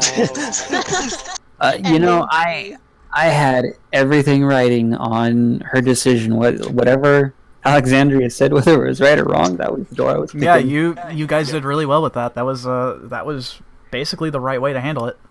I was sweating. On record, I hate that riddle so much. Yeah, I was thinking about which one to give you guys, and I was like, It's give you the difficult one. a good one. Hate that riddle so much.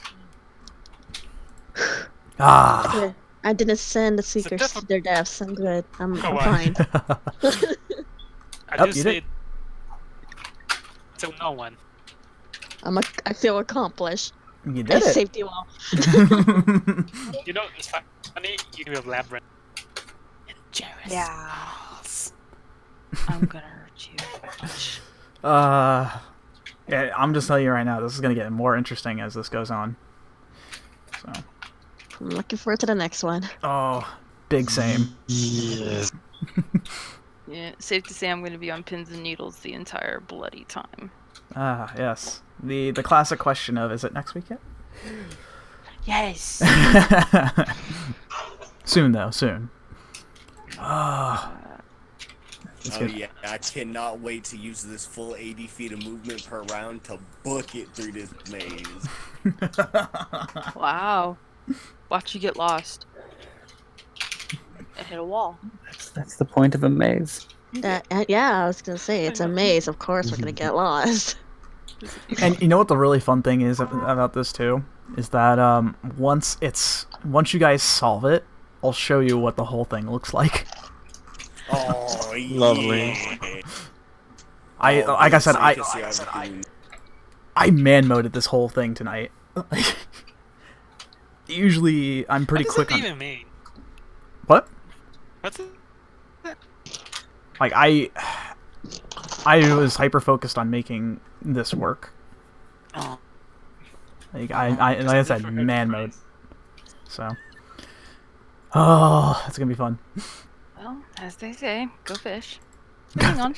Go fish. Exactly. Lovely. Yeah, so very interestingly enough, I guess that gives you guys almost an entire week to sort of kind of plan what you're gonna do.